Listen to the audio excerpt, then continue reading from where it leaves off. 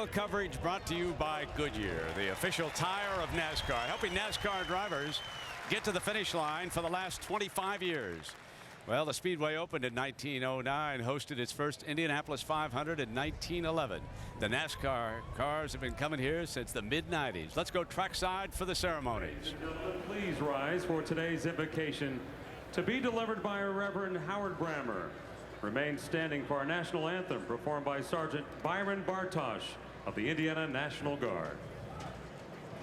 We are blessed, O Lord, to be able to assemble here at the motor racing capital of the world to enjoy one of the most important events in all of sports. Thank you for this venue and race. We pray for the safety of every participant and spectator. We also are blessed, O Lord, with the endowment to the rights of life, liberty, and the pursuit of happiness. Thank you for these privileges, and we pray that they will not be taken for granted. And then, Lord, we are blessed to live in the land of the free and the home of the brave. Thank you for America. We pray for our military personnel around the world who with determination and sacrifice defend our nation and bring freedom to others. God bless America, and may America bless God. In the name of Jesus Christ, amen.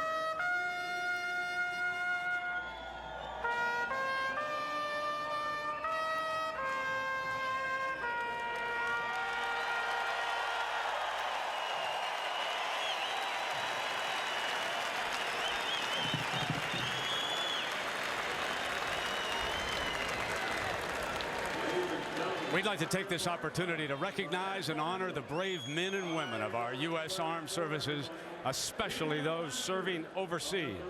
And if you'd like to learn more about how you can show your support for our troops and their families, log on to americasupportsyou.mil. It is almost showtime. A purse in excess of $9.5 million on the line today at the famed Brickyard as we go to Jerry Punch and the gang. Take it away, Doc. All right, thank you very much, Britt. You know, in golf and tennis, there really are only a handful of events that could be considered majors, but while the Daytona 500 may be the crown jewel of stock car racing, most would agree that this one right here is a very close second. Now, Rusty, for 12 consecutive years here, you stood where those drivers are standing right now, getting ready to climb through that window and buckle up those belts. What are they thinking right now, getting ready to compete here at a place like the Indianapolis Motor Speedway? Well, Jerry, I finished second in this event 3 times, and I'll tell you what, every single night I didn't sleep hardly at all. All of these drivers right now, they're probably nervous. They're thinking about tire wear. They're thinking about how's their car going to handle. There's a ton of things on their mind, but I can tell you one thing. Last night, they didn't sleep. You finished second here 3 times. One of those second place finishes with this guy here, Dale Earnhardt, Senior's crew chief when you won here in '95. Andy Petrie, what is the biggest challenge that faces a crew chief here today? It's about risk versus reward. How much are you willing to risk to win the race? Are you willing to risk maybe running out of gas, taking a chance on fuel, finishing 30th? That could kill your chances in the chase. And that's the kind of thing. This race does not come to you. You have to go get it. And how much are you willing to gamble to go get it? So you have to lay it on the line to win this race. One thing is for sure, if you win here at Indy, you will never forget it, and no one will ever forget you. It just means that much to win at a place like the Indianapolis Motor Speedway. NASCAR Nextel Cup Allstate 400 at the Brickyard, brought to you by Allstate, official insurance sponsor of NASCAR. Sprint. Enter the Sprint Speed Million Sweepstakes presented by Motorola at sprint.com/speed. Toyota, moving forward. And the Sunoco Free Fuel 5000. Pull into Sunoco for a chance to instantly win free fuel.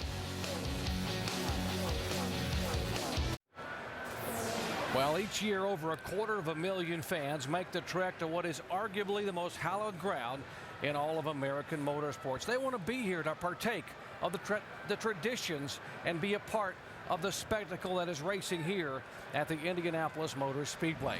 Now let's go trackside for the command to get things started. Ladies and gentlemen, if we could have your attention, please. Now to say the most famous words in motorsports, the chairperson of the board of the Indianapolis Motor Speedway, Mary Holman George. Gentlemen, start your engines.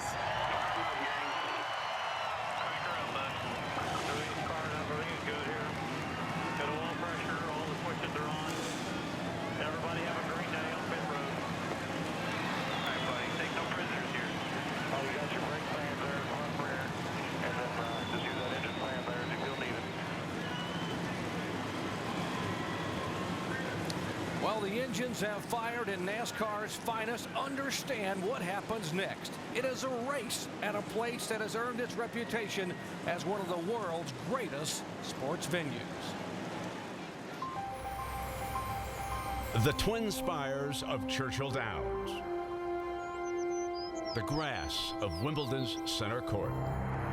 Symbols as fundamental to the history and lore of a sport as the great champions who have won on these grand stages. One of the most venerated of these symbols is found here in Indiana on a track both accurately and reverently called the Brickyard.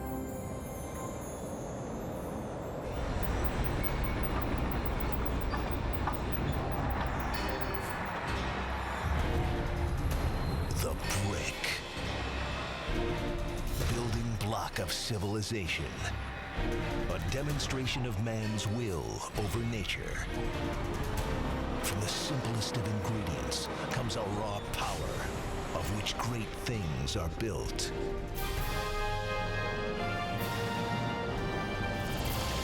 Enter this hallowed track and you realize, no matter how much times change, some things stay the same. Tough is tough. Fired up is fired up. And a finish line is a finish line. Victory here is a precise process. Get it right, and you'll stand the test of time. Get it wrong, and it spells disaster. This grand palace is built of brick and motor, grit and speed. Despite conventional wisdom, the pieces don't always fit together, all from a single mold, but each with its own drive. To defend their title, cement their place in history, battle on their home turf, and build their own legend. They all come to this place of spectacle for a single purpose, because it is only in July, in Indiana, that a hardcore man-made stone looks good enough to kiss.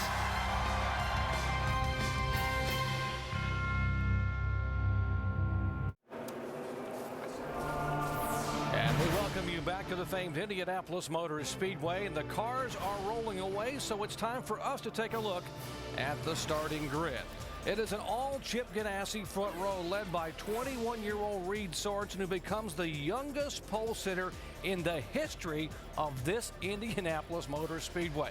Beside him, we're talking about his rookie teammate. Yeah, he's a NASCAR rookie, but he also won the Indy 500 back in 2000. That is Juan Pablo Montoya. The starters across the top of your screen, you can pick out where your favorite driver is starting.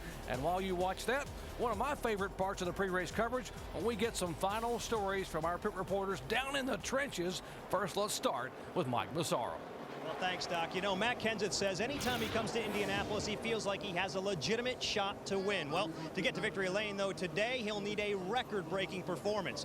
The furthest back any eventual Brickyard winner has started 27th. But after struggling in practice and qualifying on Saturday, Matt Kenseth finds himself 31st rather, on the grid right now. But there is reason for optimism. He's driving a car specifically built for Indianapolis, a car he raced here a year ago and finished second with. Guys?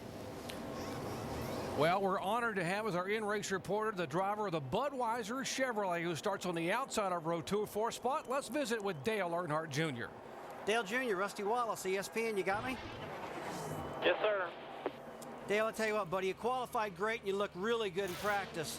But you know how much winning this race meant to your dad. Man, what would it mean to you if you could win this thing?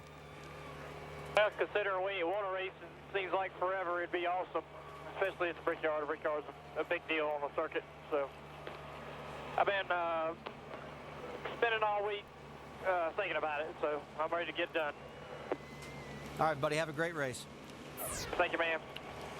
All right, let's visit with his crew chief, who also happens to be his cousin, Tony Uri Jr. Hey, Tony Jr. Andy up here in the booth. You got a copy? Go ahead, Andy. Hey, crew chiefs are usually the ones with all the answers, but there's a lot of questions down there today. What's the biggest unknown for you going into this race? Well, the biggest thing is you just got to keep yourself in position and keep our track position. We worked hard Friday to get, and when it comes down here to 40 to go, you know how the strategy can really change up and get track position. So my biggest deal is just seeing where we're at, and if we're in a winning position to make the right call here at the end. I think this is one of the biggest races and the hardest ones to call of the year. 10-4, I know you do a great job. Good luck, Tony. Thank you, bud. I look forward to hearing from those guys all day long. As let's check in back in the pits with more stories. Here's Dave Burns.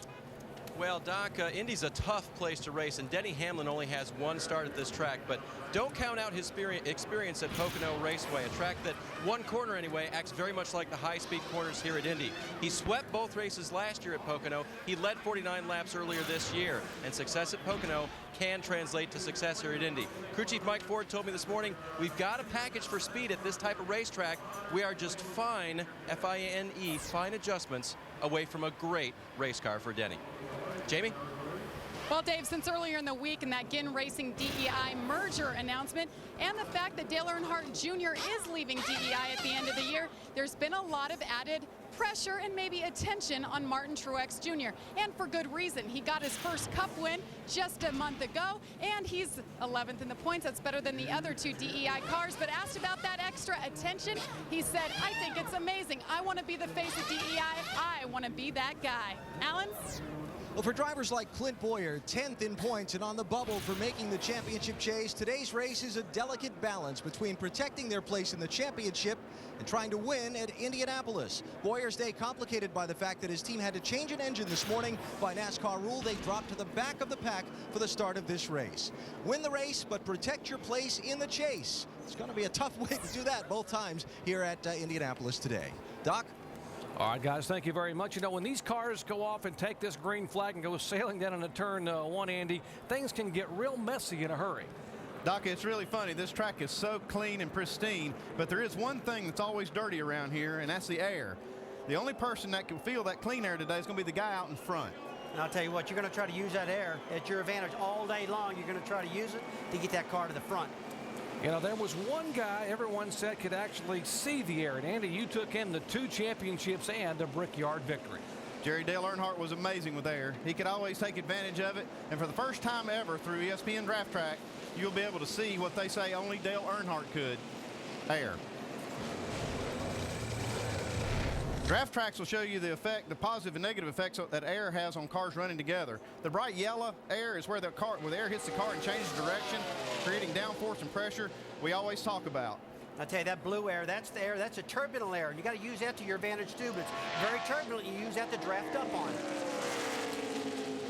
It's just amazing and incredible. You can actually see the air coming off the car. Now, yesterday, pole sitter Reed Sorensen, he cut through the air quicker than anybody. We didn't show this yesterday, but here's what it looked like. Air going over his car, the quickest of the bunch. He was making that air go fast over his car yesterday, and you can see the effect of it right there.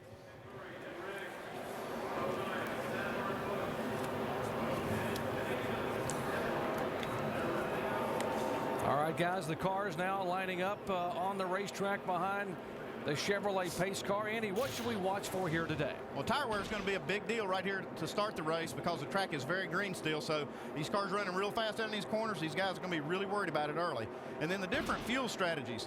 You got an 18-gallon fuel cell, long race, and like we heard Tony Jr. saying down there, there's going to be some strategies at the end of the race that people are going to be trying and searching for that clean air. We just talked about that, and managing that draft and trying to find that clean air is going to be key. Gambling with 2 tires late for track position, you won't see that early, but you might see that right at the end of the race for these guys to try to jump that track position. All right. It is a 400-mile race. We will have 8 high-definition onboard cameras. We'll ride along with 8 different drivers throughout the field throughout the afternoon, and you'll get high-definition views of what's happening around this massive 2.5-mile facility, the Indianapolis Motor Speedway.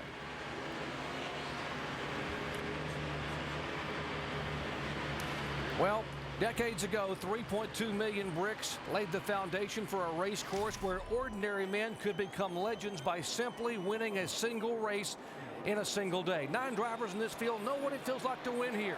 The other 34 want to. 250,000 diehard stock car fans are on their feet. Folks, grab a hold of those steering wheels and hang on, because the Allstate 400 is underway.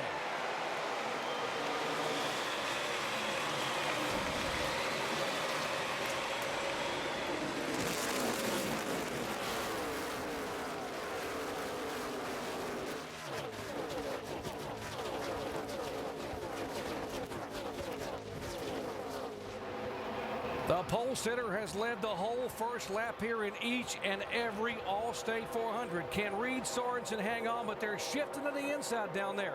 The 31 car, that's Jeff Burton making a pass. Guys, the main thing, they got off the start to clean. Reed Sorensen's got the lead with Montoya right behind him right now.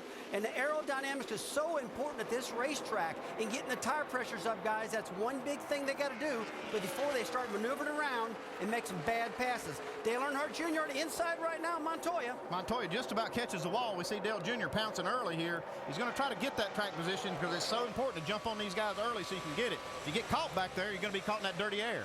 Earnhardt Jr. makes the pass. He told a lot of people, including us before the race today, that he's had the best car he's ever had here at Indianapolis. He told me last night, said, Rusty, this car is so maneuverable. I really love it. I think I can win this race.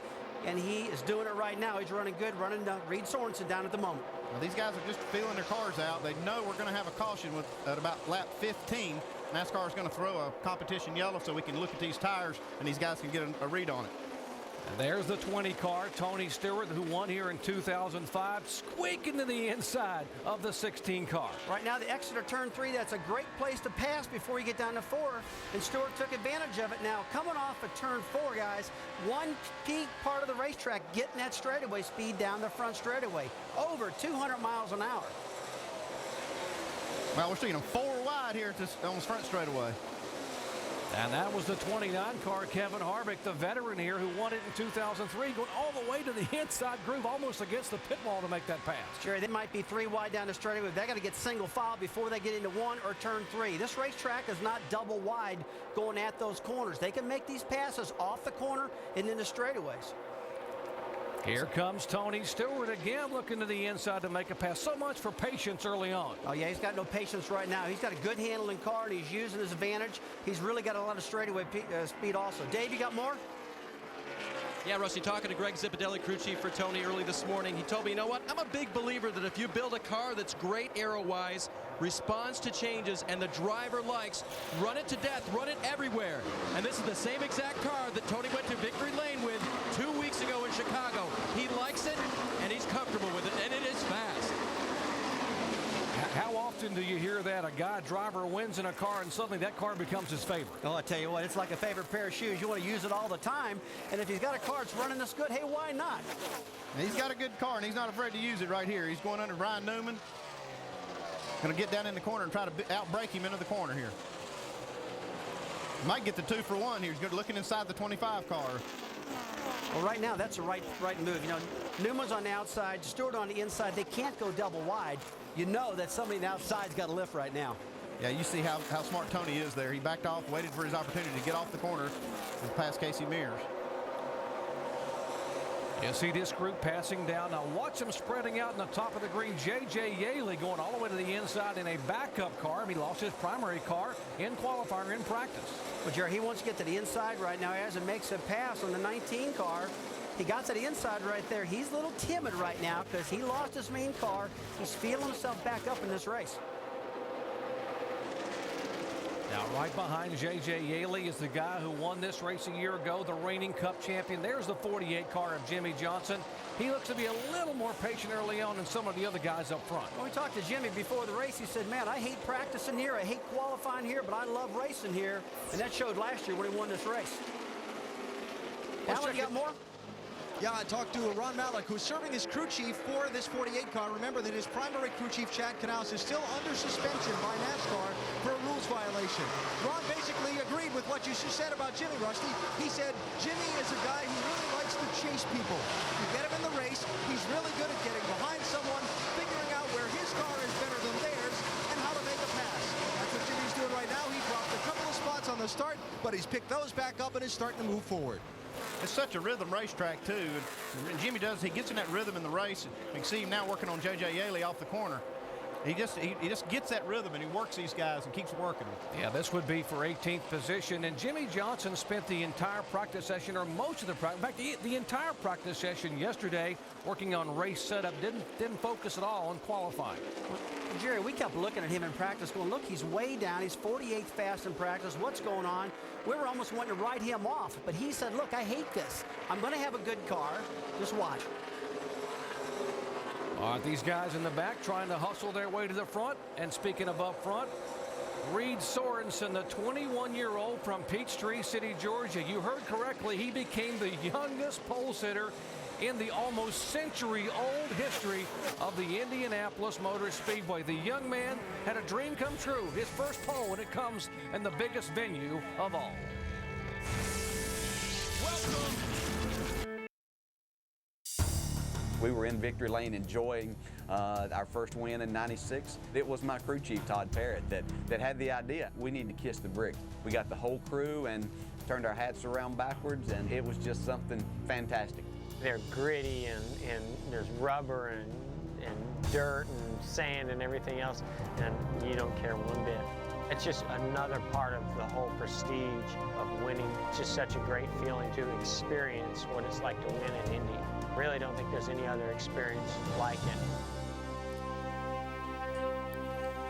And one of the great traditions actually began with a suggestion in victory lane by Todd Parrott and Dale Jarrett, and the old crew went over to kiss the bricks. And the 31 car, Jeff Burton getting a little racy and takes a spot away from Juan Pablo Montoya. Hey, with this guy's always got a great handling car. We talked about it earlier to show that he's one of the guys, doesn't like qualifying, but he loves the race. You can always count on him to have a good handling car, and right now, he's past Montoya, pulled into third position. Another guy on the move right here is that 24 car. Just coming in your picture. He's been moving steadily up in the field now. He's up to the 9th spot now. He was in 11th last lap. He made up 2 spots here in 1 lap. He's on the move.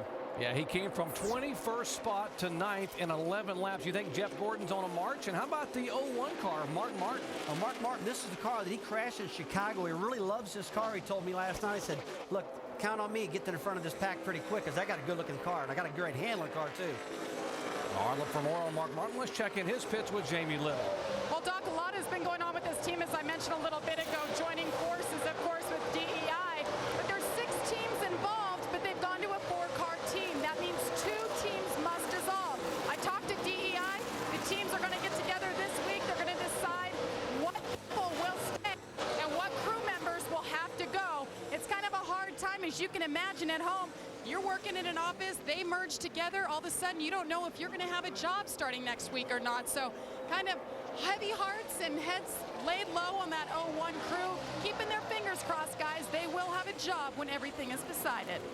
A lot of unknowns down there among those teams, Jamie. A lot of merger talk and some partnership talk ongoing, and some other unknowns here right now, Andy Petrie. We are 3 laps away from that competition yellow, and these crew chiefs and crew members have got to be thinking, what's going on with the tire situation? They're really hoping they can make it this 15 laps because that's going to stretch it for some of these guys. Some of them in practice could only go 6 or 7 laps before they had cords showing. So they're just hoping they can get in there without blowing a tire out, and then the track should rubber in and be fine later. Well, I'll tell you, the guy not running well right now is Ryan Newman. He slipped from the front to the back of the pretty far back right now. He keeps losing ground. He can't hold the car on the bottom of the track. You see Matt Kenseth's working underneath him right now. So I believe he's one of the guys just waiting to the mandatory caution to start working on this thing. For more on Ryan, let's check in with Dave.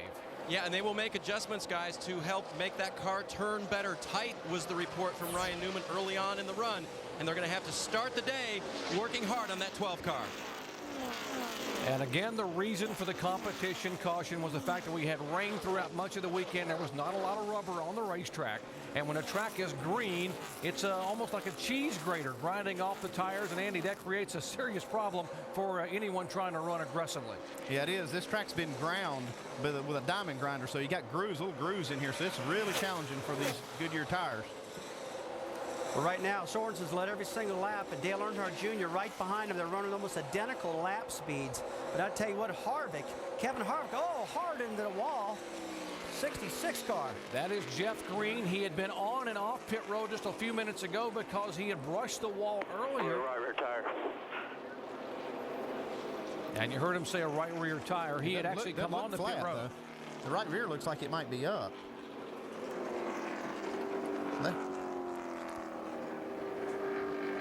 Yeah, it's contact with the wall. And he had actually come down pit road earlier, Andy, I guess, and they... Yeah, right now you take a look at it. The right rear tire is soft. See the right rear tire is flat on it right now. So he called it correctly. He got down in the corner, lost the right rear. But you got to believe that maybe a piece of the metal cut the tire down, Andy, from brushing that wall. Yeah, that's the thing that happens when you make contact with that wall. A lot of times you'll get some metal hanging there that'll grab that tire and blow it out. Nothing you can do when that happens either. You can see he's just along for the ride right here. You know, his problem started earlier. Hit pit road with brushing the wall. Got a penalty. Went back out in the racetrack and had this problem right now. So I tell you what, this is one of the greatest racetracks in the country. Everybody puts their heart and soul in here, but it's going to end for him today. Yeah, it started out bad and then got worse. Yeah, not a good day for Jeff Green there in the 66 car. 2 pit stops and pretty heavily damaged Chevy Monte Carlo. Well, they'll line up behind the pace car, and they were going to have a competition yellow at lap 15, but this one as a result of caution. And the teams are now being told that they may you put fuel in the car. Yeah, NASCAR just came on the radio and told these guys that this will be the caution, that the mandatory caution they were going to have, so they can put fuel in now. Ordinarily, they don't let people come in and take fuel until the mandatory caution, so no one can get an advantage. Well, that's the rule. The rule is when you have a competition yellow, they won't let anybody put fuel in the cars on the pit stop before that competition yellow comes out, just to make it even for everybody else. Well, this is going to be a full-blown pit stop. These guys know the way their car's handling, and when you got a bad handling car, you don't want it to keep going like Ryan Newman does. So they're loving this pit stop right now. Look for some big changes, and I feel like the racetrack's starting to rubber up a little bit now, guys. Be better on tire wear. This next run, they ought to be able to stretch it, and by the next run, I think everything will be good on tire. All right, they're going to peel off, and they should all come at 55 miles an hour down what is a lengthy pit road. It's 5/8 of a mile long, one of the longest pit roads in all of NASCAR. As they come together, they head down toward Mike Massaro. His only complaint was that the car needs to turn better. The plan is for 4 tires to also go up on the track bar and make an air pressure adjustment as well. 4 tires and fuel for Jeff Burton. Looks like a clean pit stop. Alan. A little debate as to whether to take 4 or 2 tires to keep track position for Dale Earnhardt Jr.'s team. They're going to play it safe. Take 4 tires on this stop, Dave. 21-year-old Reed Sorensen hits his marks perfectly. They will make a track bar adjustment. That's the wrench in the rear window. His car was very loose, wanted to spin out on him. That will change the chassis. They'll also make an air pressure adjustment to these 4 tires. Send him back out. He came in the leader. Will he win the race off pit road? It looks like no. Tony Stewart's going to go by, guys. Damn good job. That's the way to start the day off.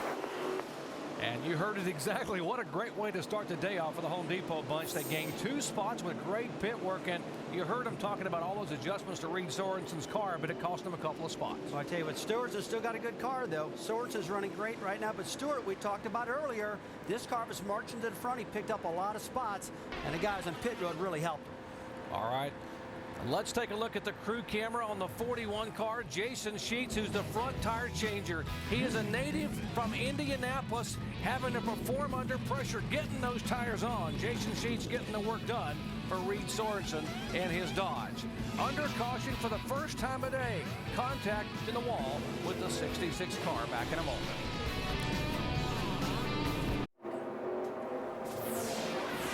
And And we welcome you back to the Indianapolis Motor Speedway. The Allstate 400 under yellow for the first time today. Contact with the 66 car. Jeff bringing it into the wall. We've had a competition caution. Everyone has been on and off pit road. Now, we told you we'd be able to show you, visualize the air going over the cars. It's called draft tracks. Let's take a look. Okay, right now you see Ryan Newman busting the air right now, and you got the turbulent air of Matt Kenseth behind him. Now Matt pulls down to the bottom, he's in the clean air. He has more pressure on the front of his car, what makes it turn better.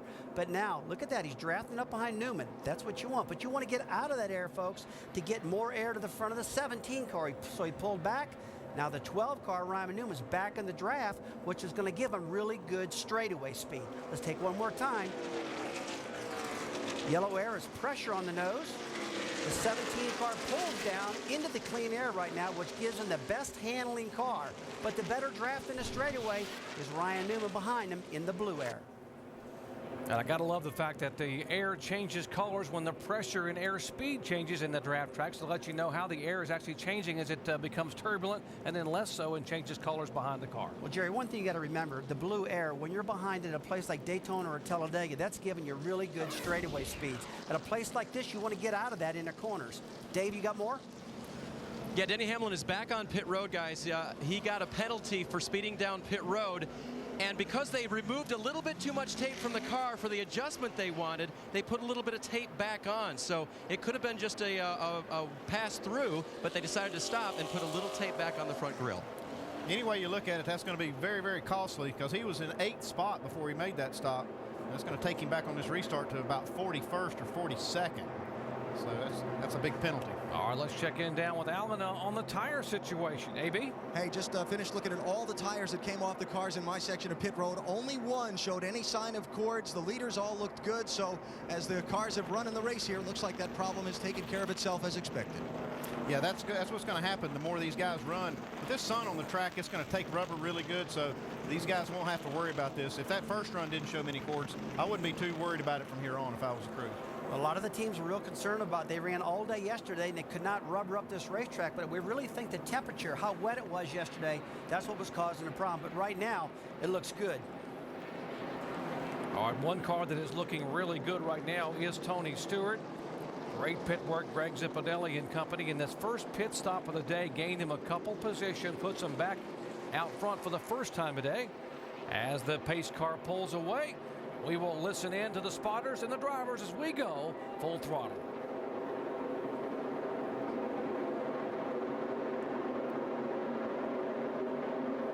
Ready. Ready. Green, green, green. Green flag, green flag. Inside, clear by 2.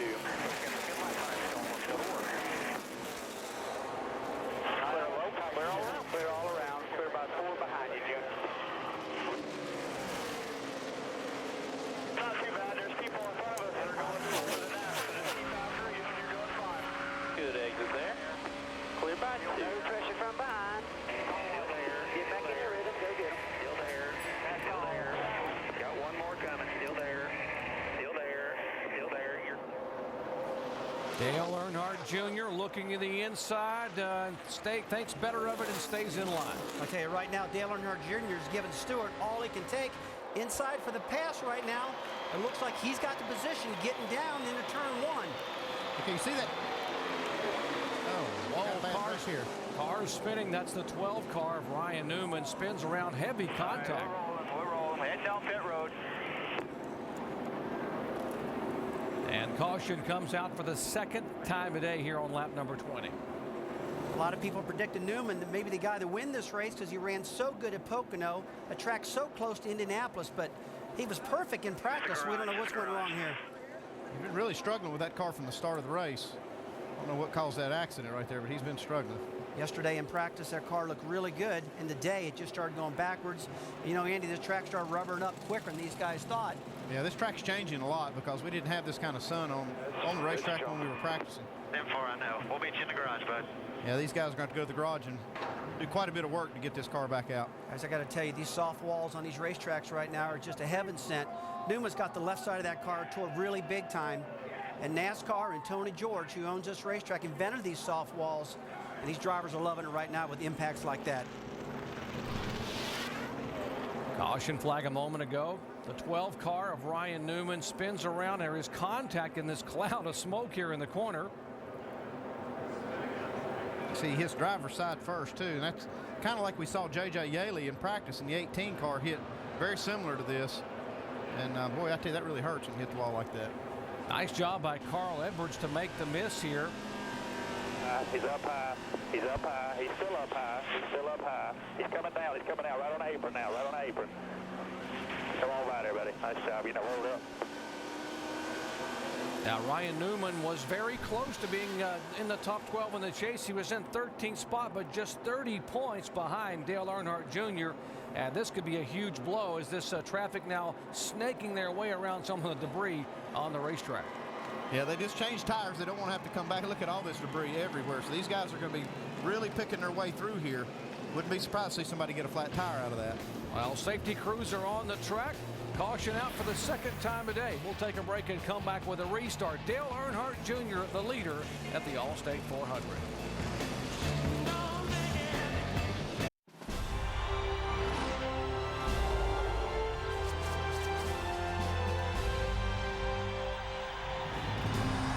Tony Stewart, a native Hoosier, his dream comes true.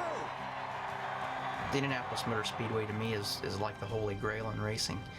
And always has been, always will be. I mean, there'll be nothing that'll ever take its place. But to finally win at the Brickyard and finally accomplish a dream of just winning a race there was everything to me. I mean, it's been the biggest race of my career. Tony is one of our 5 Hoosiers in the Allstate 400 at the Brickyard here today. He is also one of 3 who has held the lead. It was Reed Sorensen in the pole sitter first. Stewart then took over after a brilliant pit stop, but just relinquished it to Dale Earnhardt Jr. And now down in our pit studio with a very special guest, let's go to Susie. Well, we have a full house along with Brad and Dale. We have James Denton from ABC's Desperate Housewives, who is the Grand Marshal. Everybody always recounts their very first time walking into this place. What was it like for you? It's unbelievable. I've been on the field for World Series and college bowl games and everything else, but being up on the flag stand when those guys come under you the first time, it just about blasted me right off of the thing. I talked to Jimmie Johnson before the race, and he said, stay up there as long as they'll let you. Just hang on and make them drag you off, because it's the best place to see a race, and that was the best advice I got all day. Hey, guys, what was the very first time you ever walked on the grounds here like? Yes, it's incredible for me. I mean, I grew up as a kid going with my dad to closed circuit TV, watching these races of the Indianapolis 500. And the first time to come in here was just incredible. It was back when we were running the Busch cars over at Raceway Park. And then the first time to come in here as a driver was just a very special moment. I mean, you know, hair standing up on your arms. I mean, it's just very, very special. It was kind of the same for me. Being a huge fan, I always watched the Indianapolis 500. I watched the Foyts and the Unsers and those people win those races, the Andretti's. And I came here in 1994 to watch these guys run, and I walked down onto the track. And it's just awe-inspiring to be standing on those bricks and look down at the corners. It's unbelievable. It's just a phenomenal feeling. For everyone who hasn't been lucky enough to actually be live at a track, and now you have, what do you tell your friends? You know, it's everything it's cracked up to be. There's nothing like it. I've watched on TV, but once you get out there and feel it and hear it, it's one of the most amazing spectacles ever. And this obviously is just a great place to see you first. You know, Dale, we talk about feeling it, hearing it, and we're watching Draft Track. Did you feel like when you're driving that you can see the air? I don't know about seeing it, but you definitely, as a driver, need to know exactly what that air is doing for you and when to be able to utilize it, where to use it the very best. Are you getting a good enough pull from that car to get to him before the end of the straightaway? Because if you don't, you go in there to try to make that pass, then you lose 3 or 4 car lengths. So you got to really know how to work the air, when to use it, how to best use it to your advantage to get that air back on the front of your car. Who's using it best right now? Well, right now it looks like Dale Earnhardt Jr. He's taken a lot from his dad, and he has made his way to the front. Doc, let's go back up to you. Thank you, Susie. Great to have James joining us here from Desperate Housewives. And you take a look at the front of this field. Dale Earnhardt Jr. leading for the first time here in 5 years. The last laps he led here was in 2002.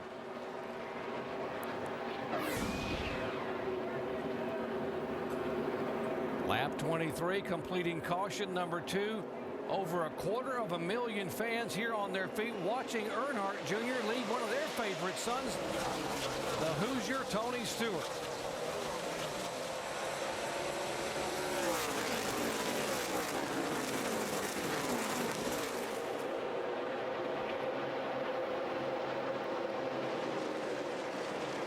And that pit stop a moment ago as you watch Earnhardt and Stewart flash by. The third place car of Reed Sorensen, who led the first 16 laps. They made a lot of adjustments on that car on that stop. Yeah, the key thing here is he doesn't have that clean air on the nose like he did the first run. It's going to be interesting to see how his car handles behind these two guys up in front of him. You see, those guys got a big jump and got away from him a little bit. Folks, got to remember one thing. Aerodynamics at the Indianapolis Motor Speedway is more important than anywhere else we run because the straightaways are so long and the corners are so flat. So you're going to hear us all day long talk about air on these cars. As you see right now, Matt Kenseth is in the back there getting away from a car to get clean air to the front of his car so he gets more downforce. Getting a little bit of drafting help from the one car, Martin Truex Jr. right behind him. Now Martin Truex making the pass on Matt Kenseth. Truex in the one car on the inside of the 17, trying to bring Stremme in the 40 car. That's the other Chip Ganassi car. Whoa, and the 17 car, Kenseth slides back in the spot, and Stremme has to stay on the inside. Well, guys, right now they got fresher tires. They're cool right now on these restarts, and they're going to get all they possibly can on these restarts while the tires are in good shape. One of the big stories early on, Jeff Gordon, who started back in 21st position, gained 11 spots in just 10 laps, and now Gordon being shown all the way up in 7th position. And we just had the caution a moment ago involving Ryan Newman in hard contact. Let's get an update from the garage area and Dave Burns. Yeah, and the update course stock is hard work on the 12 car right now. The only difference is that Ryan has not jumped in there to help him. That's usually his mode after he gets in a wreck like this, but he's just been standing at the front of the car, looking it over, really doesn't want to talk to anybody right now, and as he moves around to the side of the car, you can see Ryan coming to the back just to see where all the damage is. He was sitting in the garage for the longest time, very disappointed, just sort of hands on his knees, upset that his Brickyard 400 was over. Guys, I got to tell you, Newman thought he had a really good car for this race. He's disgusted right now with himself because he lost to get into that corner. And you know what? The Brickyard 400, it's 365 days away right now till you get to come back and do it again. The 31 car. Now look at this line here. The Earnhardt car goes by the 8, then this Tony Stewart, then the Target car. But that next car in line, the AT&T Chevrolet of Jeff Burton, he sat on the pole here a year ago and had the best race car for the first 100 laps, and it went away. But he's got a really good race car here early on today. Yeah, and these guys were talking about that, and they came here with a little different strategy for practice. They didn't really want to. They've already sat on the pole for the Brickyard 400, so they didn't really have to come here and do that. So they just concentrated on the race. They didn't want to repeat. They didn't want to have a good, strong first half and not be able to finish it off. So these guys really practiced for this. And with more on Jeff Burton, let's check in with Mike Massaro. And Doc, speaking of Jeff Burton's practice, I spoke with Scott Miller this morning, and there was a little bit of frustration with practice. Scott told me that Jeff Burton really likes long runs during practice. That helps him really evaluate where the car is. But because of the way the tire was wearing, almost down to the cords in about 10 laps, they were unable to get those long runs. So that was a little bit frustrating. The other frustrating part, there was really no break in the middle of the practice, so they didn't have time to really digest and really break everything down. But it doesn't seem to be affecting them out there right now, guys. Well, Mike, I got to tell you, that's really true because after you practice on the racetrack for about 45 minutes, you're looking forward to that break that NASCAR gives you to come in and think about it and try to make a decision what to do to the car. Yeah, it's just the driver and the crew chief need to have that time where they can just decompress a little bit and think. When that practice is going on, things are happening so fast that the crew chief he can't hardly think about the changes and all the things he would like to do to the car. He needs that little downtime to be able to decide that. Speaking of downtime, there are 2 long 5/8 of a mile straightaways here at Indianapolis, and Rusty in the car.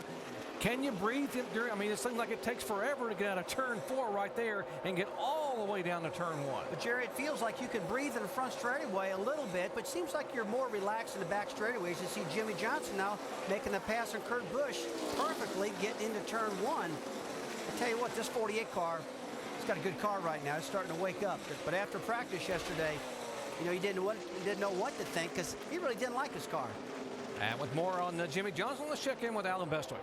who came on the radio when that first caution came out, Doc, and told his crew that his car was pretty good. Not bad was the phrase that he used. Said it needed just a little help with front-end grip in the turn. So they made an adjustment on the pit stop to try and help him with that. You saw him just pick up the spot from Kurt Busch. Jimmie is marching forward. He took the green flag in this race back in 19th spot, and that was 8th he just picked up. And as you see Mark Martin, the 0-1 car, making a move inside of the 2 car. We'll remind you that Jimmie Johnson, by the way, is without his crew chief, Chad Canals, who's been the team leader and a major force in their success. He won't be gone until August 15th. So Ron Malik filling in and doing a pretty good job. Yeah, this car's handling real well. You see it, just a little whisper of smoke. That's just a tire rubbing on the fender. One of the front tires. These cars travel so much in the front end when they put on the brakes and get down in the corner that it makes the tire actually rub the fender. You know, the 2 car Kurt Busch, he's starting to fall back a little bit too right now. It makes you think, does the 12 car and the 2, since their teammates have close to the same setup? Because he just can't seem to hold the bottom the way they need to. It looks like Kurt Busch's car is a little better than Ryan's was, though. Ryan's car was so bad that he was losing a spot or 2 almost every lap. At least Kurt Busch can keep up a little bit here. Mark Martin's one of the best cars on the racetrack right now. The story today thus far has been the early success of this car, Dale Earnhardt Jr. In his entire career as a driver here at the Indianapolis Motor Speedway, the young man only led a total of 13 laps. As he comes by this time, he will equal that total in 1 race today. I got to tell you, Dale Earnhardt Jr. fans, this guy has been about 2 or 3 tenths of a second faster than anybody for many, many laps in a row right now, so he's looking really good. 31 laps of 160 are in the books at the famed Indianapolis Motor Speedway, the 14th running of the Allstate 400 at the Brickyard.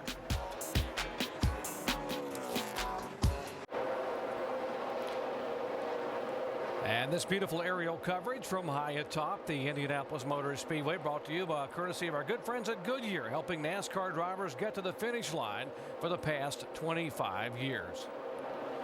Dale Earnhardt Jr. is the leader. He has led once for 15 laps. First time he's led here since 2002. He has now led more laps today than he has his entire career at the Indianapolis Motor Speedway. Tell you what, though, Dale Earnhardt Jr., the next pit stop, they're going to have to work on the left front corner of the air dam. We're going to know the camera shot on his left front air dam. He's run over a ripple strip, and he's bent it under. And you can see right there, guys, that's causing an aerodynamic push. He's lost about 2 tenths of a second. All right, let's get you up to speed on what's happening with Dale Earnhardt Jr. and some of the other leaders. First, here's Alan Bestwick. And Doc, I just talked to Tony Eury Jr., Dale Earnhardt Jr.'s crew chief, about that. He looked at me, he waved thumbs down. He said that is going to hurt us for a while. Hopefully we can pull that out on the next pit stop and confirm that Jr. did run over one of the rumble strips. These little, kind of like speed bumps they have on the bottom of the racetrack to keep drivers from dropping their left side tires into the grass. Dave? The only speed bump, so to speak, so far for Tony Stewart is a car that just doesn't want to turn like it did on the first run. He radioed in early in this run, way too tight already, just a little bit loose off the corner. They'll make adjustments on the next stop to try to help Tony's car. Behind him, Reed Sorensen, now running third after starting on the pole. On the first run, Reed's car was loose. It wanted to spin out. They made air pressure track bar adjustments. He says now, going into just 1 corner, turn 4 that is, just a little bit tight. So working the adjustments also on your pole sitter. Mike? After sitting on the pole and leading a bunch of laps at the beginning of last year's Brickyard 400 and then fading to finish about 15th, Jeff Burton said he'll never forget that. He came here with a little bit different approach and concentrated a little bit more on race setup during practice. It's paying off right now, although he says the car is a tick tight. Alan? Juan Pablo Montoya started on the outside of the front row. He has fallen back to the 5th position, but stabilized there after slipping back in the opening run of the race. Complaining about the front end grip of his car, Montoya wants it to cut a little better in the corners, and that's what he's working on now, getting pressure from Jeff Gordon. Mike? And Jeff Gordon charged from the 21st starting position all the way to 6th now, and he's done it all by himself. Feels like the car's extremely balanced, although he's feeling a tight condition when he gets on the throttle. Right behind him, Kevin Harvick. Harvick's had a bit of an obstacle to start the race, and that was because his spotter, his secondary spotter, had a faulty cable in his radio. They had to change that out and adjust, but it doesn't seem to be holding Kevin Harvick back right now, running solid in the top 10. Jamie? And Mark Martin started 13th, making his move on up, gained 5 positions. He's currently in 8th. Now, he came over the radio after that first pit stop and said, guys, I think my second gear is broken. So right now, he only has 1st, 3rd, and 4th. 4th. Now, where that will affect him is when he exits pit road and on restarts. They're hoping not to use that first gear because they said, the team told me, it eventually will go. Tire wear was good after that stop, but right now he says that right rear feels like it's wearing just a bit. Alan? Jimmie Johnson started 19th. He's up to the 9th spot now, the defending winner of this race. Just radioed his crew, said the adjustment they made on the last pit stop helped him in the corners exactly where he needed it to. Right now the back end is sliding a little bit on that 48 car. And rounding out the top 10 will be Kyle Busch in the 5 car for Hendrick Motorsports. He started 18th. He's moved up to 10th place, and there's trouble on the track. Tony Raines against the wall, gets tagged in the door in the right front of that car. Also spinning is Robbie Gordon in the car number 7. And the heavily... That was the 9 car, got right inside of him, turned him around. And this is Casey Kane's Dodge, who got a side-on impact with directly the nose of the car. It looks like the 96 car lost it, and they said the 9 car got in the side of him. The 9 car, Casey Kane, got into side of him after he was sideways in the middle of the racetrack. So they killed both cars here. Big damage on them. Now here's what happened up in the turn a moment ago. The 96 car. Now watch Casey Kane and the 96 side by side. Yeah, just two guys, just not quite enough room between them. Yeah. Don't really know who to put the blame on, but boy, this is bad for Casey Kane. These guys are trying to just get something going here and just not been able to do it this year. I tell you what, in our earlier rear play, it looks like the 9 just drilled him in the door, but coming back in the replay, you can see what happened. The aero loose kicked in, and both cars slid up in each other. It's just hard to race down in the corner side by side at this track. It's just real narrow getting down in there, the groove is. All right, from the Allstate onboard camera, Casey Kane comes back across and just right in the right front fender. Just finishes them both off right there. They were both already torn up, but that just finished them off. Let's take one more look angle of this right here as they get in a corner. 96 is already wrecked. He's coming across the track, and boom, Kane's got nowhere to go. But before that, Casey went inside and got aero loose and slid up in the side of the 96. It looks like Casey started this wreck. Well, this will count now as a competition yellow, and you will be allowed to take fuel. The damaged cars now limping down pit road will be headed back to the garage area. As you guys said, Casey Kane hoping to be able to finally get a top 10, being fairly conservative early on here after a good qualifying run. He heads to the garage, and behind him, Tony Raines. Yeah, both those cars are really destroyed. They line up behind the pace car. You heard the guys on pit road a moment ago in our sprint up to speed talking about guys who needed changes. Tony Stewart said it was too tight, would not turn. Others wanted changes. They're headed to you, Mike Massaro. And Doc, just before this pit stop, Jeff Burton came over the radio saying that he's trying to point the nose of the car in the right direction, but the car just won't turn. He's looking for some grip.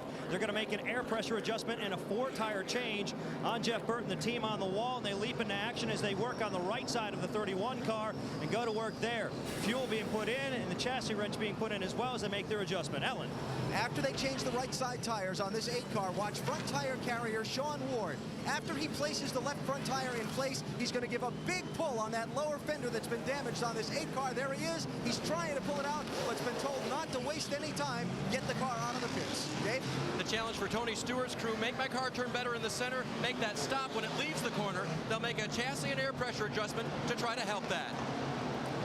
And here's the race off pit road, and Dale Earnhardt Jr. Yeah, all right. And Martin Truex Jr. gaining 10 spots. Got to wonder if they just did some tire strategy there. Yeah, it's about time that one of these cars tried that, because the track is rubbering in. The left side seemed to hold up real well anyway, and they hadn't been that many laps, so that was a good move for Martin Truex Jr. Third caution of the day, and everyone able to get on pit road. Here's the race off pit road. It's Earnhardt Jr. Great pit work by the 20 crew. He is second off pit road. Then comes Juan Pablo and Truex.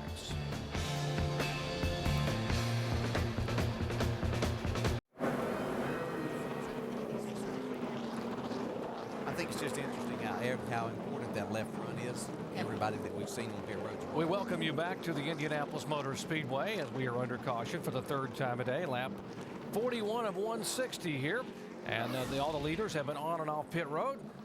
And the leader again, Dale Earnhardt Jr., as he was when the caution first came out. Let's listen and talk into our in-race reporter, Dale Jr. Dale Jr., Rusty Wallace, ESPN, you got us? Sir. Buddy, your car looks like it's really fast out there, but about 10 laps ago, it looks like you injured that left front air dam, bent it under just a little bit. Are you feeling the push in that car now because of that? Not really. I mean, there was a little bit of aerodynamic getting in, but I think that was more a race car. Tony Jr. and the guys said they got it fixed out, pulled out on the pit stop air, so should be okay. We'll tune on it some more, and I'll probably keep hitting it. Them rubble strips down there ain't made for stock cars. We can tear my fenders up every time I come down here, but I like to get down there next to the grass, you know what I mean? All right, Dale, thanks for talking to us. 10-4. Hey, Tony Jr., here's Andy. You got a copy? Yeah, I got you. Yeah, we see that that valence there. Is that gonna? You think that's gonna hurt it? And are you gonna be able to get it pulled out and get it to stay there? Yeah, I mean, it depends on how many more times he wants to hit it, but you know, we're gonna just do the best we can and keep pulling it out every stop so he can drive where he needs to. But I'll just keep tuning the car around it. I mean, these cars are aero dependent. Sometimes you just get rid of it, and just do the best you can to get it mechanically turning. Yeah, 10-4. How's the tire wear looking? It's pretty awesome. I mean, it's kind of your typical deal. You know, when you come here in the summertime and you're testing and stuff, you have the same issue that we had this week. So once the race got started, we knew it'd get great. And right now, everything looks good. Okay, Tony, thank you a lot. You guys looking good. How about a little sarcasm from Tony Eury Jr.? Now, folks, Dale Earnhardt Jr. can actually hear what Tony Eury Jr. was telling us. Now, here's the pit stop where they were trying to pull that left front valence out. Say that left front valence is pretty tough down there, and they pulled on it. They really didn't get much out of it, but you know, we were watching his lap speeds, and he's about 1/10 of a second off right now, and every now and then him and Stewart run almost identical lap time, so it's not a real big deal, and I think they'll be fine. He said it depends on how many more times he wants to hit it. Do you ever tell his dad, Dale Earnhardt Sr., don't hit that thing? Yeah, but he said, I'm going to hit it anyway, so you're just going to have to fix it. And he sounds just like his dad right there. The apple doesn't fall far from the tree. Now, the one car of Martin Truex Jr. was speeding on the exit of pit road and was penalized. And when you get penalized here, that longest line is very long. Oh, that longest line is very long, so he's way in the back right now. Now, here's a car that I wouldn't doubt on the next pit stop might try 2 right-side tires for track position, since his track is starting to rubber up and look a little better right now. Yeah, he was 4th spot coming out of the pits, and now he's going to line up in 37. So that's a tremendous penalty at this track.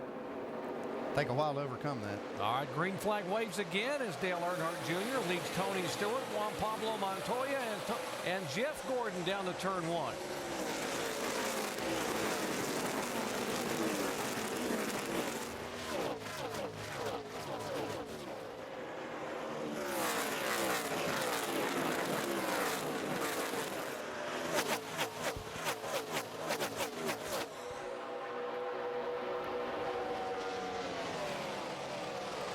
All right, here's the 48 car. Watch him. That's Jimmie Johnson. But the 07 now making a move. That's Clint Boyer. And you heard in the pre-race show, they made an engine change, and he had to start shotgun, which is dead last on the field. And he has done a nice job driving this car up toward the front. Looks like the engine they put in there is pretty good, too, because he was passing on the straightaway right there. Looks like he cleared Jimmie Johnson right there on the backstrip.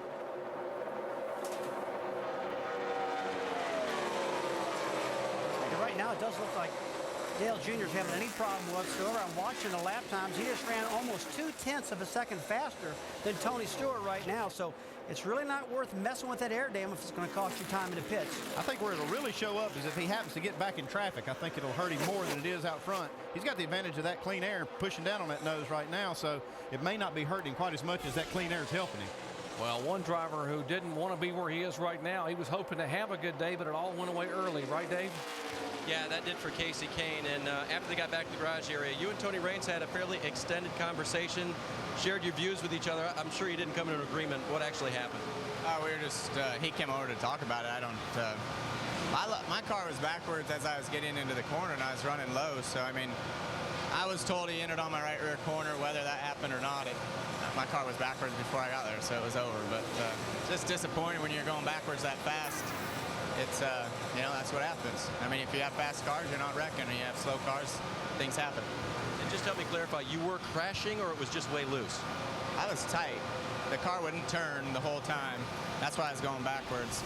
And then it went way loose into that corner. And I think it's because he sucked up on my right rear, but that's just what I was told by my team or whatever. So I don't know. I'm not sure what happened. I was looking forward. Next thing I knew, I was in the wall.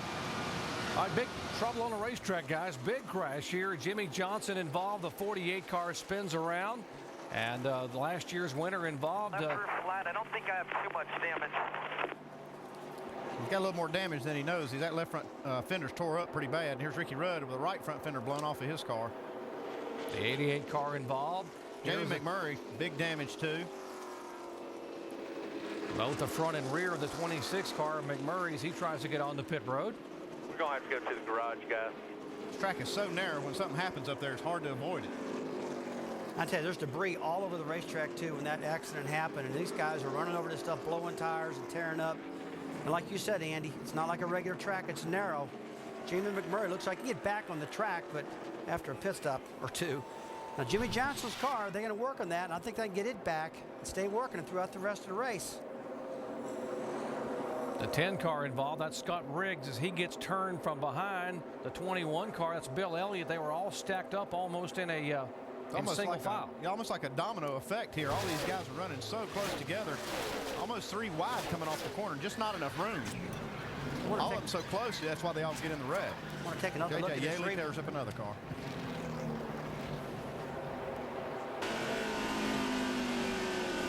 Trying to back it way down middle of 1 and 2. Big wreck. Big wreck. Back it down, wave them off. They're still checked up around here. Just pick your way through there. Take your time, pick your way through there. A lot of debris. Clear high right there. Clear high all the way to the racetrack. Come on through there. Boy, Elliott Sadler's spotter being able to weave him and talk him through all that debris on the racetrack. We're going to take one more look at this replay here shortly, getting into turn 3, and we'll see what happens to this again. See the 48 car trying to make it to pit road right now. Got the left front. He's trying not to tear the fender off, Andy.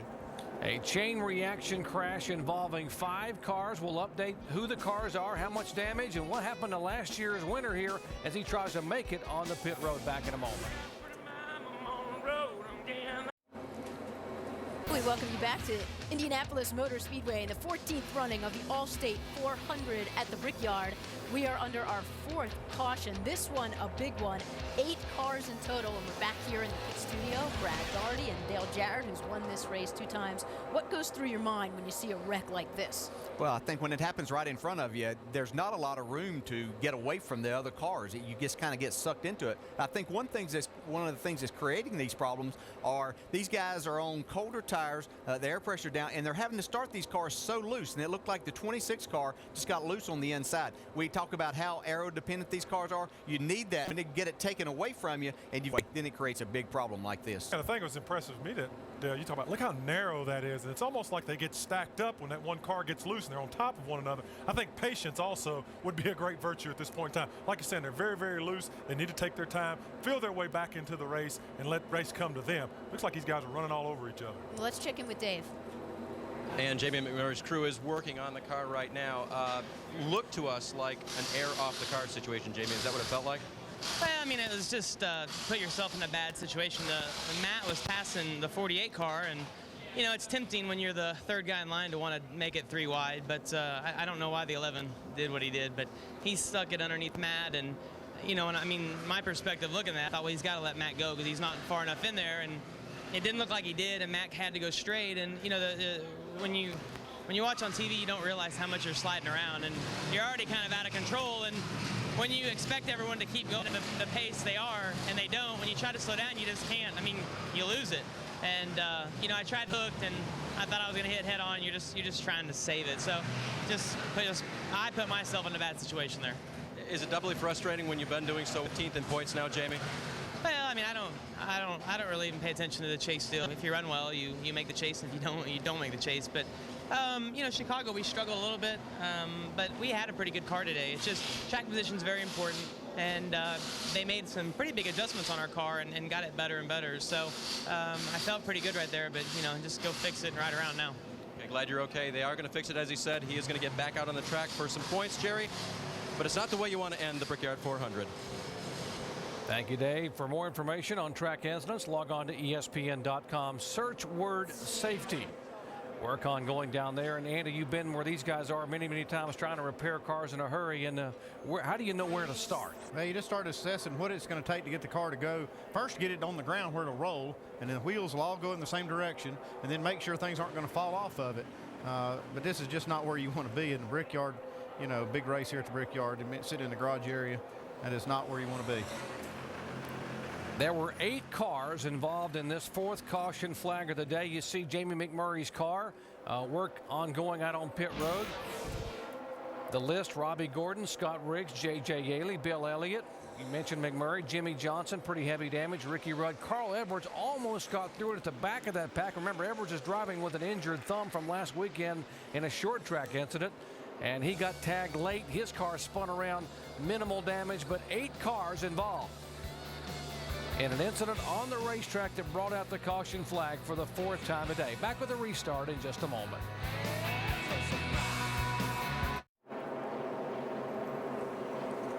Welcome back to the Indianapolis Motor Speedway. These beautiful shots from high above this massive facility, courtesy of the fine friends at Goodyear, helping NASCAR drivers get to the finish line for the past 25 years.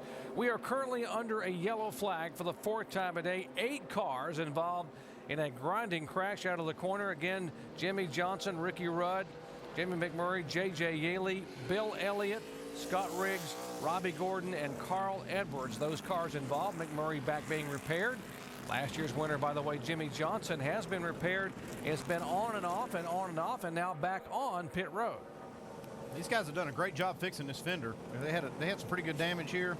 They came in here and worked on it. And Jimmy was smart enough to get it in the pits and not tear it, blow the tire out and tear up the fender even worse. So that's pretty impressive how good these guys have done here.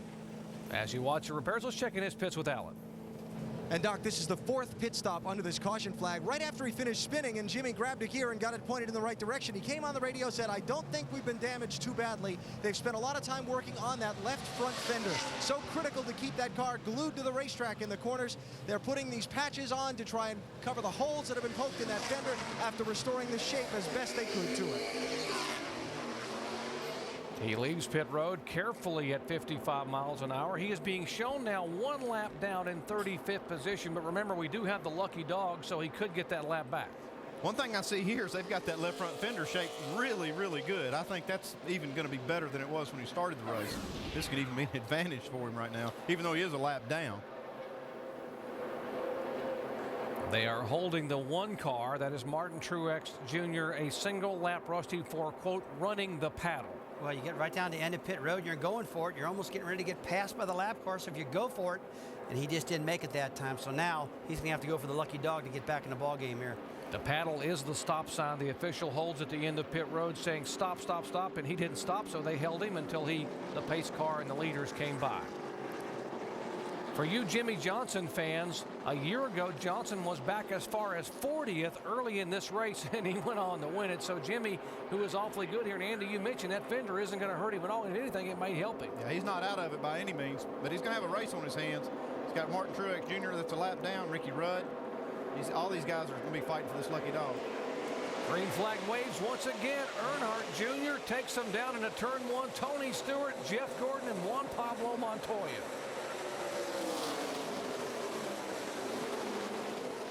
See the 1 car fighting these guys trying to get this lap back. Jimmie Johnson wasn't able to line up on the inside of that front row because he pitted without the pit road being open, so they make him start at the tail end of the longest line.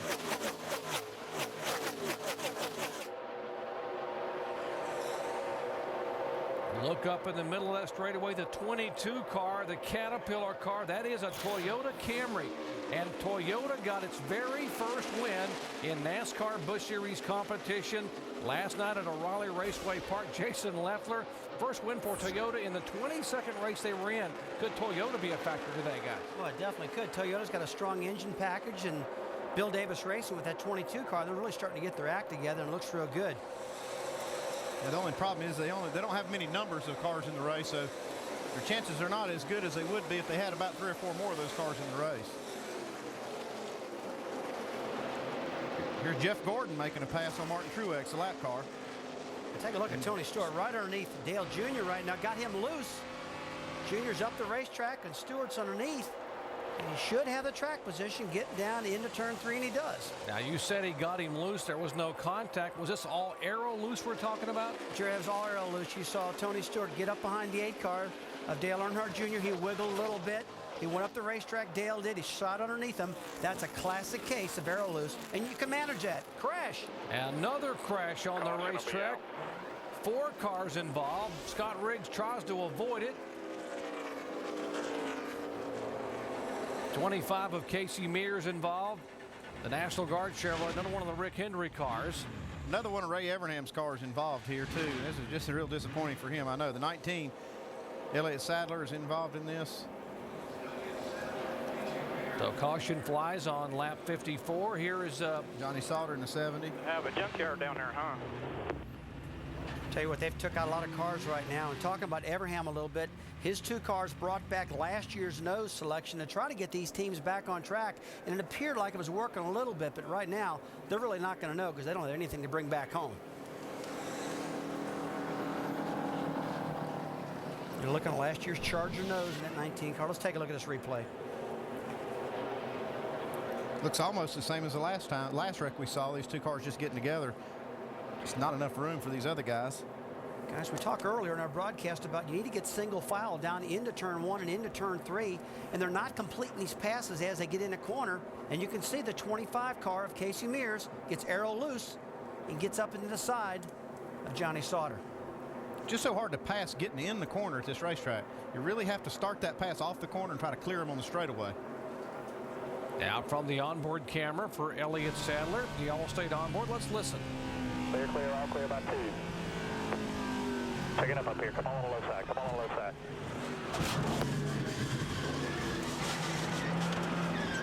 All right, get going when you can, man. Get going when you can. Get going when you can. 45 ran over us right there. Guys, from a driver's perspective, getting down into turn 3, when you see him wrecking in front of you, you're just to change directions. Take a look at this. The wrecking in front of you, he just tries to slow up. The 19 car does, and he just can't. Gets high in the racetrack. Elliott Sadler does, and that wreck happens. But it's all about aero loose getting in the corner. We might mention that the 45 car, Kyle Petty, also involved in this incident. As you see the damage repair on Elliott Sadler. But early on here at the Indianapolis Motor Speedway, it's been all Budweiser Chevrolet. Dale Earnhardt Jr. has led twice for 33 laps. Back in just a moment.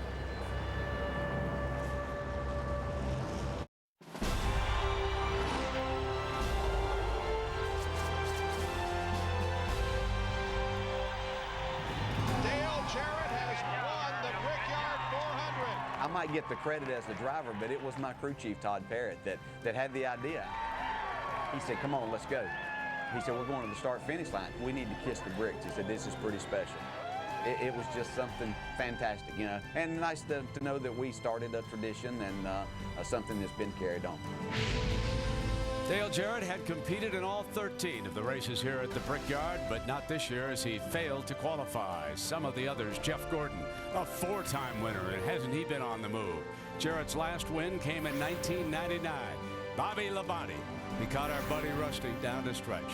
Jeff Gordon again, 2001, winning the Brickyard 400 and the championship. So keep in mind that 6 of our last 9 winners here, including Jimmie Johnson a year ago, have gone on to win the Cup championship. And Susie, it's not true that they are honoring the Allstate adjusters here at Indianapolis, but it just certainly seems that way. Yeah, I'm wondering who's going to survive to be the next champ. 5 cautions, 5 lead changes. We'll get you caught up with the McDonald's race rundown. Start of the day belonged to Ganassi Sabatos, who owned the first row, 21-year-old Reed Sorensen on the pole. Reed did a great job. He led him down the first corner, led the first lap. I know it's an outstanding moment for him, and he did a good job of taking the field around the track. Dale Earnhardt Jr. had only led 13 laps here before today, but he's turned out 33. Yeah, his car looks very, very good. Even though they've got a little damage on the left front air dam, I think he's still going to be a factor when it comes down to lap 160. Lap 38. Big wreck off turn 1. Tony Raines and Casey Kane got tangled up. Yeah, it looks like Casey just went down in the corner and got a little arrow loose. Tony Raines was on his outside. They couldn't avoid their accident. They both got together and wiped each other out. Even bigger wreck on lap 45. Jimmie Johnson involved in this one, and this one had huge implications for the chase for the Nextel Cup. Ryan Newman in 13th, 30 points behind Dale Jr. He got knocked out. Jimmy McMurray in 15th. He got knocked out. Carl Edwards, he's in 5th. Yeah, there's a lot of things happening, and these guys are running so close. You just don't know exactly what's going to happen. You have to keep your eyes open all the time. Also, rough day for Team Evernham. All 3 cars knocked out. And we'll be back, hopefully looking forward to green flag racing when we come back in Indianapolis.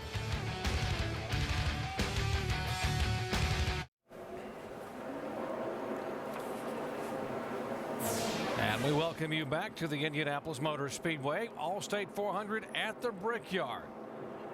If you just joined our coverage, we have had 5 caution flags for a total of 33 laps, and folks, 18 cars have been involved. Good day to have car insurance here at the Allstate 400.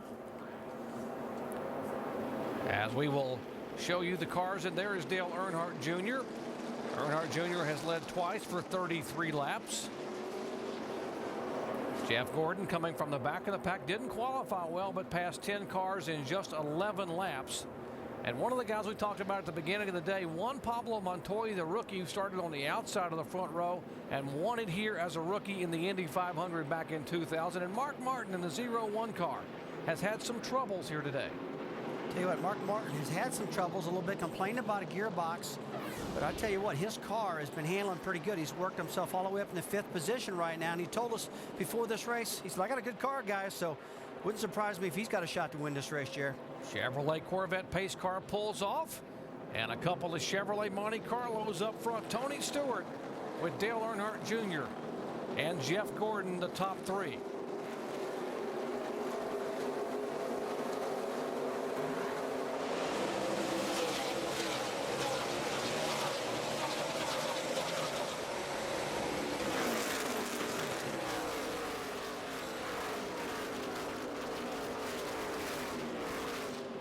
Well, what a great camera shot. Those cars flashed by at 180 miles an hour, just inches from the grass.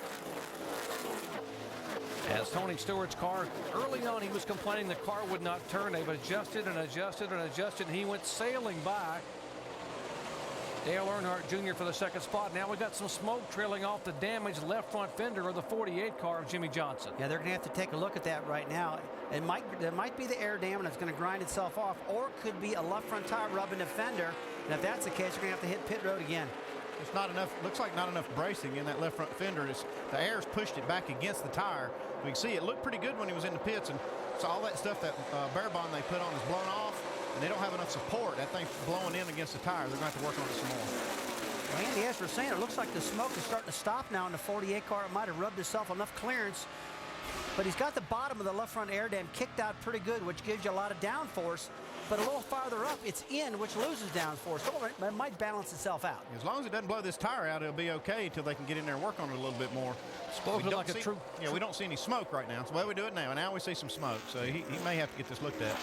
Side by side, and we see some parts and pieces coming off there. And obviously, we just cut a tire and hit the wall pretty hard.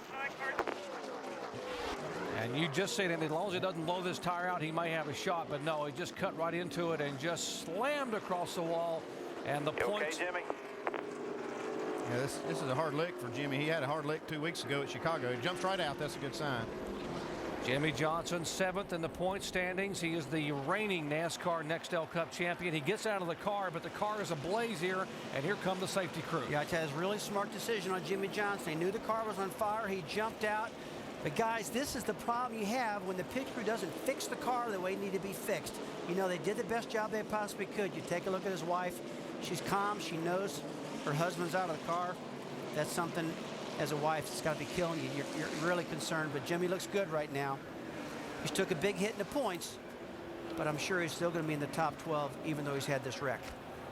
And he's okay. I'm not sure that his wife, Chandra, is okay, because she has to sit and watch this and hear the reports on the radio when they ask him, are you okay, are you okay? What they didn't realize was he was already out of the car and couldn't respond to them on the radio. Now watch the middle of the screen coming down the back straightaway, the 48 of Jimmie Johnson. Yeah, we didn't see any smoke till we got to the end of the straightaway. And it just instantly cuts this tire. You see it blow out and all the pieces of rubber start flying everywhere. No control of this. So he just has to lock it down and ride it to the fence. Folks, let me tell you the bad part about this. That tire blew out at the highest part of speed at the racetrack, close to 207 miles per hour. He blows that left front off, head on in the wall. And you it's see him just winning that down while he was still wrecking right there. It's up against the wall. Oh, that's a hard hit. Again, thank gosh for the soft wall, Jerry. We've had 3 bad wrecks. Ryan Newman, J.J. Yelly in practice, and now Jimmie Johnson this hard. And he said, you saw the window net come down. Good indication he's okay. The safer barriers debuted here in 2002. They updated them in 2005. Onboard camera from Jeff Burton looking up. Oh my heavens! He says, when you're a driver, when you're a driver, and you see that happen in front of you, and you got to just curl up in the seat. Jerry, you really feel bad for somebody when he hit that hard, because like I said again, I'm going to tell you one more time, Hazard making pit stops right now, hard hit over 200 when he crashed. Let's go down to Mike Massaro. And Jeff Gordon and Jeff Mandering taking their cues from the 20 car. The call was to do exactly what Tony Stewart does, and so they come down pit road. Gordon saying the car's pretty good until he starts wearing that right rear tire, and that's when it starts to get a little bit tight. A 4-tire change for Jeff Gordon. Alan?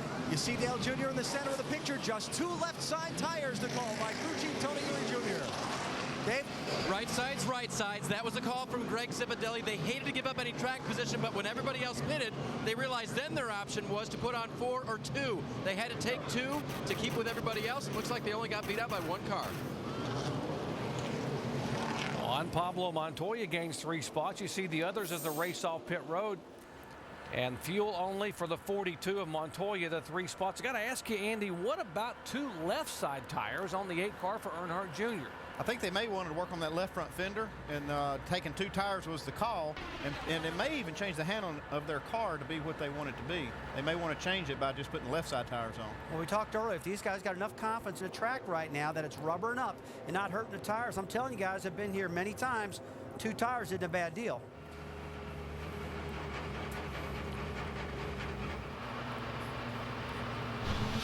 Great pit work here in the 42 crew as they took fuel only, but they made an adjustment. Yeah, they put that in the track bar. That's a track bar adjusting tool they have. That hole in the window, they take that thing and turn it 1 round, raise that track bar up about 1/8 of an inch. So under caution for the 6th time today, Juan Pablo Montoya having great pit work. Last time he was here, he dominated the day back in 2000 in the Indianapolis 500, driving for Chip Ganassi. Let's show you again what happened to last year's Brickyard 400 winner. The Allstate 400 winner, Jimmie Johnson, had damage on the left front fender early on in an incident, and then this happened up in the turn. And the car is just tearing itself apart right now. The left front fender exploded. Tim Brewer, what do you got down there, buddy? Tell you what, Rusty, we can show you where the fuel pump's located on our Richard Childress Chevrolet engine right here. It's mounted on the right front corner, and what we're thinking happened there is when he hit the wall, it folded the frame rail up. It broke the fuel pump off, and that's probably what ignited the fire. But there again, when you look back, there was some oil lines there also. Looked like black fire. You got a better view than I do, Rusty. What do you think? Well, I'll tell you what, I think you're definitely right, Tim. That's a perfect explanation. He hit so hard it had to bend that frame rail and tear it up. But, you know, I believe, though, these guys might be running one of the mechanical fuel pumps, Randy. Now, if he is running that, the fire came from somewhere else. Yeah, these Hendrick guys do run that cable-driven fuel pump in the trunk, so this could have very easily been an oil fire. And we see it was a big and very intense fire because it burnt the whole back of the car up. All right, for more information on the parts and pieces that make these race cars, log on to ESPN.com, search word Tech Center. Got a great chance to see what happens when something breaks. Tim Brewer down in our ESPN Dish Tech Center. And this is what happened to the reigning NASCAR Nextel Cup champion, Jimmie Johnson, scurrying out. He's okay, but the car is not so good.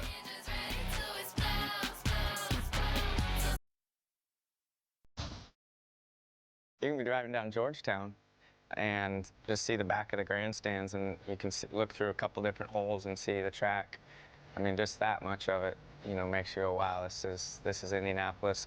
Exhilarating, but a little intimidating at the same time. It's just amazing what that place will do to you. Special place to drive in the facility, and it just feels like that's sort of what racing's all about, the history of that speedway. All All the history, tradition of a great racetrack. Under caution here, Jimmie Johnson, by the way, treated and released at the Care Center. Let's visit now with our in-race reporter, Dale Earnhardt Jr. Dale Jr., Rusty Wallace, ESPN, you got us? Yeah. Man, looks like you had a car was not handling to your liking that time. You made some changes. You feel pretty good about those changes now? I ain't got to try them out yet. We kind of went in one direction. It wasn't working out, or we got a little too loose. We're trying to turn the car a little bit, but we got a little too loose there, and we made adjustments kind of back toward where we were leading. But obviously, we've run a few laps since then. The track might have tightened up some. I'm a little worried about that, but we should be okay. We're in traffic. Going to be in dirty air. Try to do what we can to get around some of these guys and get some clean air. All right, dude, you're looking great out there, man. We'll talk to you later. Hey, Tony Jr., Andy up here in the booth. You got a copy? Got you, Andy. Hey, Tony, you got those left sides off. You really didn't get a build-up on the right sides to tell how your car's going there, but can you get any indication from taking those left sides off of how your car's handling? Well, I mean, just go off Junior's feel. I mean, basically, the left side tires, I put an adjustment in both left there. He really didn't like. So, we're in a situation where you ain't got many laps on your tires, so you just basically you're playing a fuel mileage game here, so you don't have to stop 2 more times. So I went ahead and took the advantage, just put the left on, get that adjustment out, and maybe the car will go back to life like it was earlier. Okay, Tony, thanks for talking to us. Again, Jimmie Johnson bringing out the yellow flag, has been in and out of the Care Center. In fact, he's Jamie Little just caught up with him. Jamie? Well, the good news, he's been released, and he looks to be okay. Jimmy, how are you feeling? I'm okay. The impact wasn't too bad. The flames kind of had me nervous. They were up inside the car, and I lost some eyelashes, and the side of my face got pretty hot in the process. I can see your eyelashes are actually singed. Yeah. That's the first time I've had flames inside the car, and it's kind of, at that point, you just want to get the car stopped, and I'm considering turning the belts loose, but I've got cars flying by me on both sides, and finally I got into the grass without anybody getting into me, and I could get out of the car. Did you have indication that was eventually going to happen with that tire rub? The tire rub, we came in and tried fixing it, and I think the brace that we put on came off going down the back straightaway. I heard something go underneath the car, and I could smell some tire smoke, or real quick, and then boom, the tire was down and into the wall went. All right, guys. Jimmie Johnson, good news is he's okay. Bad news, he will not be defending his Brickyard 400 title, guys. Jamie, a day that Jimmie Johnson will not want to remember. Last year was one he would always want to remember. Involved in an 8-car melee early on, trying to weave his way through. Got some damage on the car. They came in and tried to pound that left front fender out. Did a good job of getting it buckled out, but it wasn't quite good enough because it rubbed the tire. And the next thing you know, boom, into the wall. Heavy, heavy contact. Flames are up. Jimmie Johnson is out and okay, but the car is pretty used up. Jimmie Johnson, the first 12 events of the year, well, couldn't ask for much better. 4 wins, 8 top 5s, but the 7 races since, they have struggled. And you see where he is in the point standing, 7th coming in here, and this finish here today will not help him at all as we move toward the chase. Getting set for the green flag here. Great aerial coverage from high above this massive facility, the Indianapolis Motor Speedway, brought to you by our good friends at Goodyear, helping NASCAR drivers get to the finish line for the past 25 years.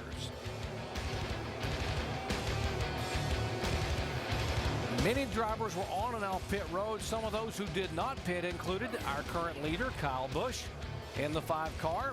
And of course, behind him, Brian Vickers in the 83 car did not pit. There's Matt Kenseth in the 17 car, the same car he finished second with here a year ago. Martin Truex, who had that penalty earlier, had to go to the back of the pack and is now driven all the way up toward the front 5. Scott Riggs, who's dodged a couple of near misses, involved in a short little shunt with some mild sheet metal damage, finds himself in 5th spot overall. There's Juan Pablo Montoya back in 6th.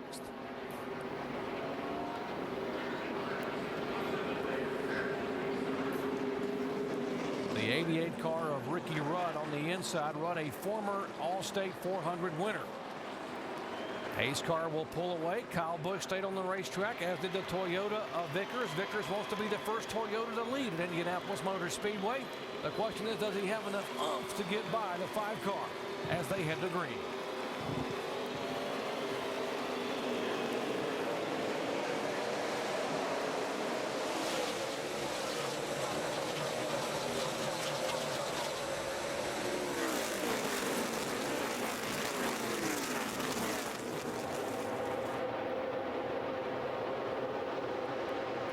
Busch pulls away. There's the 17 car trying to make a move. Hey, the 17 car, he made a good pass on the inside. That's the way you got to do it to keep him getting arrow loose. He gets in front of Brian Vickers and starts to stretch it out now. 3 wide going down the back straightaway to 31 of Jeff Burton on the inside.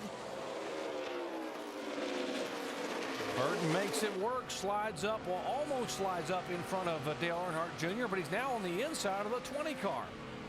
Tell you what, guys, that was 3 veterans going into turn 3, and that's the reason that worked. Those guys are smart. They understood how the air works, and they played it to their advantage. And guess who's coming? Kevin Harvick on the left side of your screen. Got a big picture of Elvis on the hood of that Chevrolet. Tell you what, don't count this 29 car of Kevin Harvick out right now. I'll tell you what, we haven't talked about him much.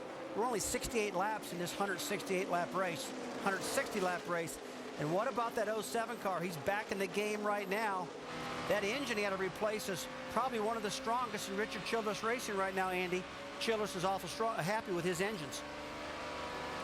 Let's check in with Alan Bestwick. Actually, this is a nice recovery for Clint Boyer because back on the caution at lap 51, NASCAR made him pit to fix a piece of metal that had come loose on the car that another competitor was complaining about. They had not planned on pitting that caution. Well, then when everybody else pitted, they decided to take advantage with a little strategy, try and get some of their track position back. Oh, and he's been able to miss all the wrecks, too. Boy, Jeff Gordon, a near miss there a moment ago, just trying to get to the inside. Almost had some sheet metal contacts with Denny Hamlin, as is Carl Edwards, who was involved in an incident early on and got just a little bit of damage on the front of the car. Jerry, that 99 car's got a little bit of damage in a right front headlight door. That's about it. And I don't believe that's going to cause much problem, but, you know, we can't count him out either, even though he was in that wreck. A moment ago, Jeff Gordon, the 4-time winner here, a close call with Denny Hamlin.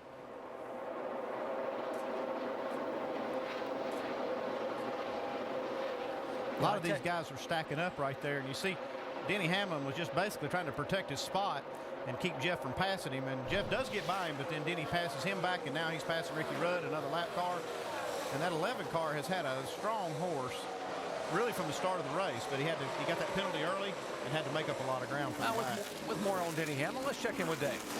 Yep, He's trying to work his way back up through the field, and he's been working well, even though this is only his second year here all weekend long. He's been improving. Mike Ford said last year, from the test on through the race, we improved a little bit each time Denny got on the track. He said same trend this weekend. That's what Denny's been doing, and so our mode has been, don't panic. Denny will get there, and we'll get the car that'll match him as now he goes by Earnhardt Jr. Well, Hamlin, we know he's getting better, thanks, Dave, but what about the 8 car, Earnhardt Jr.? He's definitely fading right here, and I think they may be kind of reconsidering this left side tire change because it may have upset their handling just a little bit, something they probably didn't expect, but he's definitely going the wrong way. Well, Andy, I tell you what, I really firmly believe that the left front fender is causing some type of problem with this car. They probably need to really address this. You can't afford to give up any downforce on the front end here at Indianapolis, and that's given some time up. They got to get this fixed. And one thing I heard them talking about, they said they got too loose. And this track's going to be tightening up the whole way here, and maybe they made that adjustment to tighten the car back up right as the track could have been tightening up, and so it could have been the wrong adjustment at the wrong time. That's right. There's two ways to look at this. If they have the left front corner of their car coming up, that can pull the wedge out of the car and make it loose also. Two problems can happen. He can lose the front and make it loose. Not just one thing happens, folks. Two things can happen here. Earnhardt Jr. takes the 11th spot away. As we move back up toward the front, Matt Kenseth in the 17, Juan Pablo Montoya in the 42. You got to take a look at Juan Montoya, guys. This guy has been strong. His Felix about his Chip Ganassi car has been strong from the start of this race. And here's a guy that qualified well, but I really didn't expect to race real well because he's never on a stock car here before. I talked to him last night in the motor coach lot, and just the look in his eye is telling me how much he wants to win this race. He's not real loud about it. He's real quiet about it, but he really wants to win this race. 72 of 160 laps. We are just 8 laps away from the halfway point, and for the first time today, a 22-year-old from Las Vegas, Nevada, Kyle Busch, is the leader, the young man trying to pull it off for Hendrick Motorsports.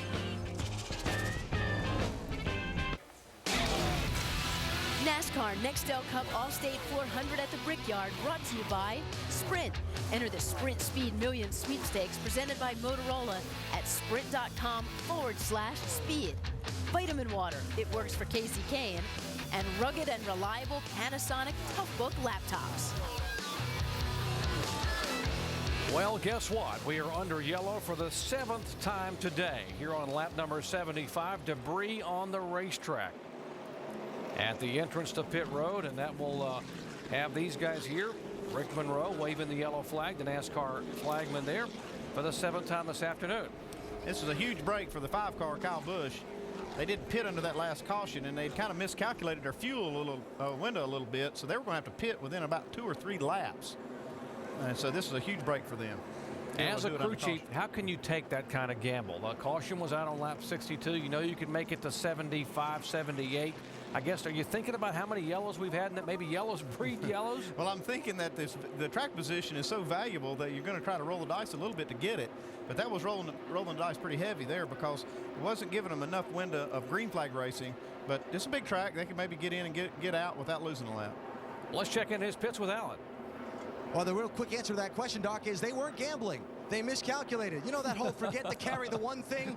They miscalculated when they did the number on what lap they would have to stop. It's a simple math mistake that got them in that box that this caution's helping get them out of. Sometimes it's better to be lucky than good, huh, guys? Yeah, I was up here with my calculator when everybody stayed out. Those few cars stayed out. And I was thinking, well, they're going to have to pit here about lap 78, maybe lap 80. And I was wondering if my calculation was right, but I guess it was.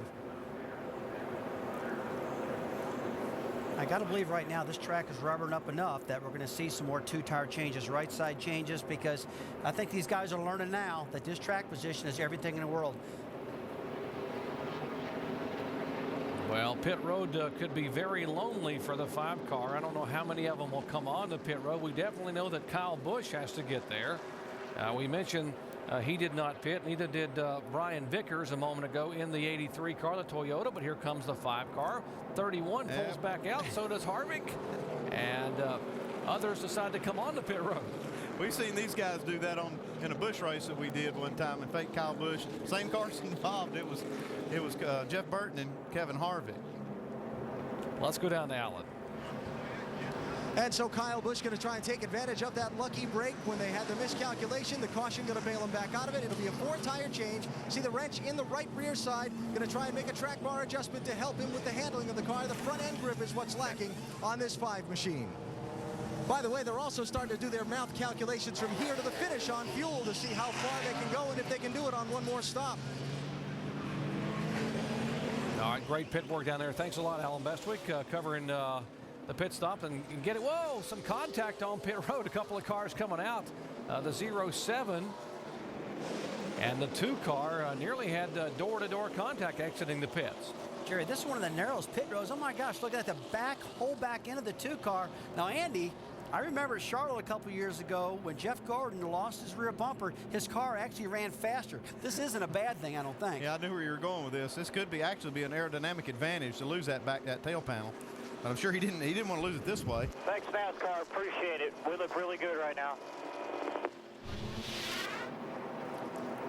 Here's Clint Boyer leaving the 2 car coming in, and he got from the front and from the back, got a sandwich from the 33. Scott Wimmer got the worst of this. You can see his right front tires aimed the wrong way. He got into that concrete wall trying to avoid this, and looks like he got the worst of this. Yeah, he's got the front of his car. Just watch this, Andy. Oh, I'm telling you what, that is a hard hit. That's a hard hit. That's been some tie rods and some of the front suspension. They'll have to work on that. Jerry, when you saw that right front tire go up in the wall and stop, and when a tire stops and that car is still going forward, you know it's tweaked a lot of the suspension, bent a lot of the components. So something that small that he had no idea was going to happen could put him out of this race. And Kyle Busch's crew talking to the NASCAR officials about NASCAR has an official in every single pit there to let you know what's happening if you're doing everything right, or more importantly, if you do something wrong. They try to tell you not to make a mistake if you're over the line, I guess, Andy, to understand what's going on. Now, the 24 car of Jeff Gordon has been racing with the 11 car of Denny Hamlin. You know, air is such an important part of what you do on racetracks like Indianapolis Motor Speedway. Air can help you or hurt you when it comes trying to make a pass. Guys, let's take a look at our draft tracks. Right now, you take a look at Jeff Gordon in the front. You see Denny Hamlin in the blue air. That's the dirty air. Now he gets down underneath him in the clean air, and he gets more pressure to his nose. The front end turns better, and he makes the pass. I've been hearing these guys talking about running in this dirty air, and this is a good illustration of that. You can see how this turbulent this air is coming off these two cars, and how Denny Hamlin's seeking that clean air down on the bottom. Now you take a look at Carl Edwards in the back. He's in the draft right now behind Jeff Gordon in that blue air. That's going to give him straightaway speed, but that's going to hurt his cornering capability. So good illustration out of draft track there. The 11 car, Denny Hamlin.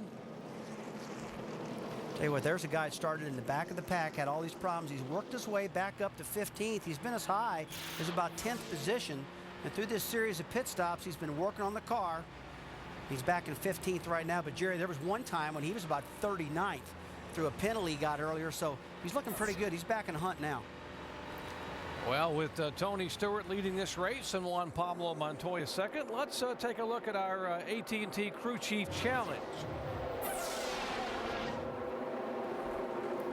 And which former Indy 500 starter has the best chance to win today? If you want to cast a vote, you can text crew to 191 from your AT&T wireless phone. Standard text message rates will apply. Can I pick one? I'm going to pick C. Okay, I'm going to pick C. That's my guess right there. I'm sure all four of them will get some votes. Montoya's running second, though. He could be good. You know, it looks like Stewart's first, Montoya's second. Hey, what are you going to pick, B or C, Jared? I don't know. I got to hold my vote. I'm withholding my vote. All right, no problem. I'll text in a moment here. We are 2 laps away from the halfway point, folks. We're almost halfway home. We've had a rash of yellow fever, 7 yellow flags. We want to get some green flag racing in and see what's going to happen up front. Stewart has won this race before. Montoya has won the Indy 500 before. Behind them, Matt Kenseth, who has finished second here twice. They're going to come down and jump in that throttle and take the green flag.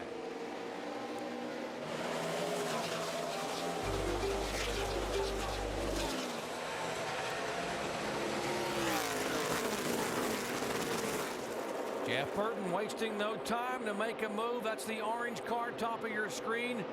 And behind him, or on the inside of him, is his teammate, Kevin Harvick. And you see Jeff Burton, he just went and pulled down too hard on Harvick right there. He knew his teammate was under his left rear quarter panel. Didn't want to get tagged to get loose. But now they've got themselves back in line now.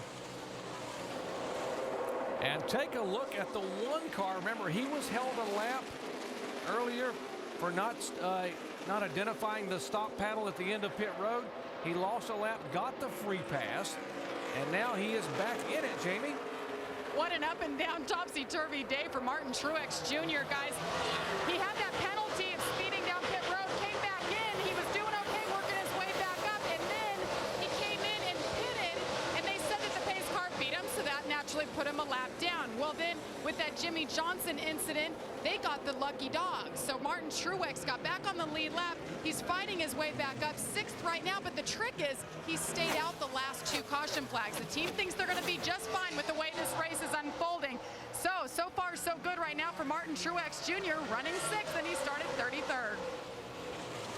Talk about showing some strength here the last month or so. The Dale Earnhardt Incorporated cars. Truex, the top of those. He is 6th overall. Dale Earnhardt Jr. is 9th. You see now the new team additions. Mark Martin, by the way, back in there. Paul Menard, who got some owner's points from the Ginn merger, also there in the top 25. Tell you what, I totally agree with Martin Truex in the one car standing out for track position. But Andy, you know, the fuel mileage is so important right here, and the distance these guys can run, 30 to 35 laps. Was that a mistake?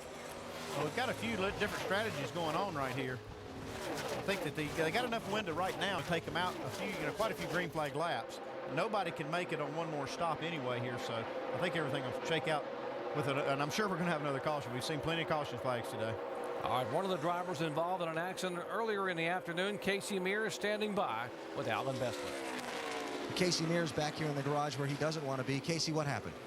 I was the 43 and I were both trying to get by the 70, and I think I was just tucked up too close behind the 43 when we went into the braking zone, and my car just went straight, and I got into the 70 and kind of started that whole deal. Didn't mean to. We were just kind of taking it easy because we got in the back. Just wanted to pick off one at a time, and I feel bad for everybody that was involved there. Just kind of unexpected, I guess. I wanted to go in there and just kind of follow the 43, and when I went in there, my front end just went straight. So I think it's because I was so close to him, I just didn't have the air on my nose. But I hate it for Johnny and Elliott Sadler and everybody that was involved. The National Guard Chevrolet was pretty good. We were loose. Got caught speeding on the exit of pit road there, and it got us in the back. And we're just going to try to take our time and make our way through there. And really wasn't trying to be aggressive. I wasn't trying to get more out of it. It just kind of caught me off guard a little bit. I think I was too close to the 43. Sorry, Ralph. All right, this happened back on lap 54. The accident he's talking about, Sadler, Mears, Johnny Sauter. You can see gets down in the corner, the 38 car. David Gilling's behind him. Maybe got him a little loose on entry, but then he got really loose when he got alongside Johnny Sauter. And then all havoc breaks loose.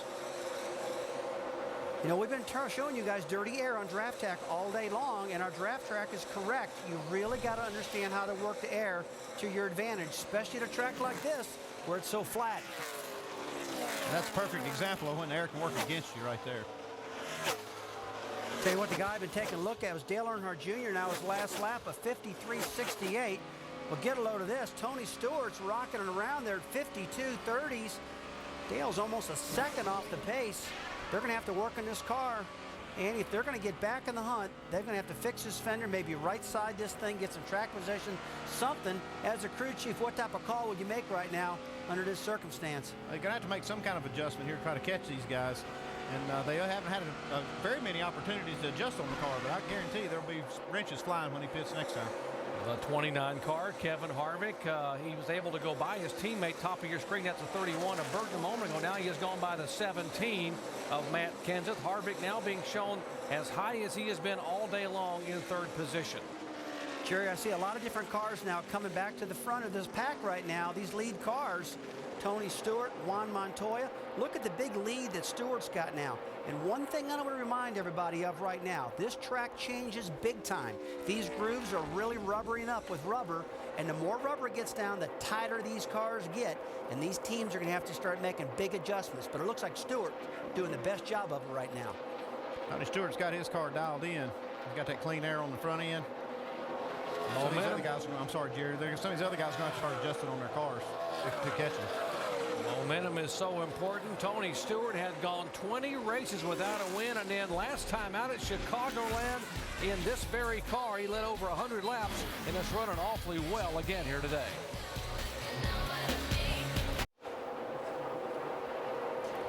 We welcome you back to the Allstate 400 at the Brickyard here in Speedway, Indiana, the historic Indianapolis Motor Speedway. Here's a look at our lap leaders after 88 of 160 laps, presented by Ford. Dale Earnhardt Jr. has led the most laps. He has led twice today for 33 laps. Tony Stewart has led 4 times, and he is currently the leader with 24 laps in the books. Reed Sorensen, the pole sitter, led the first 16. And we have yet another yellow flag here for debris on the racetrack. This would be the 8th yellow of the day. They're saying the cautions for debris in the front straightaway. Try to get on that and find out where it's at right now. But I'll tell you, NASCAR's got a great way. Many cameras up against the wall. Tell you what's a good call, because you don't want to run into debris in the front straightaway. It's right about the flag stand. If you hit that, man, you're going to blow a tire out like Jimmie Johnson did, and we don't need that. The problem with all this debris on the racetrack is all these cars that have been involved in these wrecks. They patch them up and send them back out there. See one going by right there, all taped up. There's another one. So you see all this debris that flies off the cars, and that's what's causing these cautions. Yeah, one guy who didn't mind this yellow flag at all was the 21 car of Bill Elliott. He got the free pass, and so will be able to get back on the lead lap, and that puts us now with 32 cars on the lead lap. So right now, I think this is a great opportunity for Dale Jr. There's 71 laps to go in this race. I would take the time right now, fix his car, get himself back in the game, because these track conditions are definitely changing. This track is definitely tightening up. And one key thing is most of these guys, if not all of them, can make it on one more pit stop from here. The average pit window, 34 to 35 laps, so one more stop from here.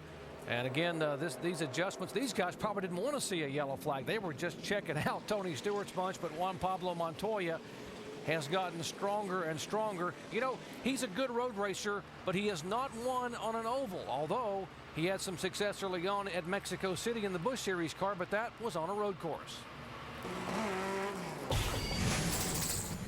Oh, it's big, you know. We got this one out of the way now, and you know, the next one we need to win in an oval. I want to win in an oval. You know, that's where we need to be good. Juan Pablo Montoya has had success in a lot of different venues. He won the Indianapolis 500 back in 2000, dominating as a rookie driver. The Grand Prix of Monaco, the crown jewel of the Formula One circuit in 2003. At Mexico City, stop number 7, his 7th start in a NASCAR Busch car. Only his 17th career start in a NASCAR Nextel Cup car in Infineon. And today, he makes his 21st career start ever in the car owned by Chip Ganassi and Felix Sabates, trying to get his first oval track win. Guys, I tell you what, I don't know if you agree with what I'm about to say, but he has definitely exceeded my expectations. Montoya has been in the top 5 ever since this racetrack started, since this race has started. All right, pit stops are going to become the order of the day here under the 8th caution flag. And major adjustments for a number of cars, including the 8 car of Dale Earnhardt Jr., who was so good early on, but had drifted back now to the 8th position.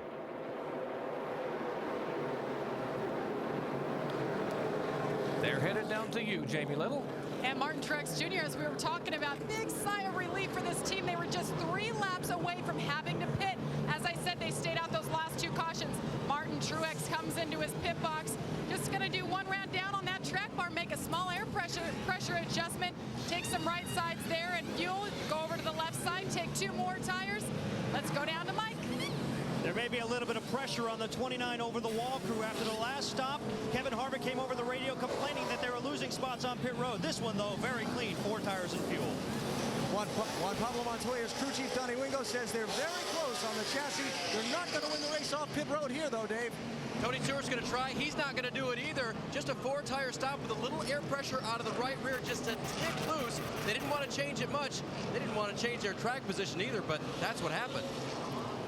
So many various pit strategies. There's the race off of pit road. Greg Biffle's bunch gaining 14 spots. David Gilliland driving for Robert Yates up 14. Clint Boyer 16 positions. They were the big winner here in this stop. Just like we talked about at the beginning of the show, is taking chances and rolling the dice. These guys are taking a chance by getting 2 tires, no tires, fuel only. They want that track position. And here's the crew cam off the 5 car.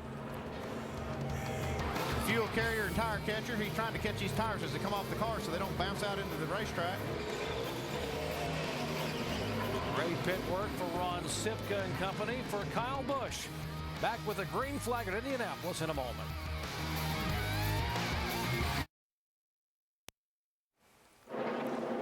Back at the Indianapolis Motor Speedway, working caution number 8 on the afternoon here. We just have 68 laps to go.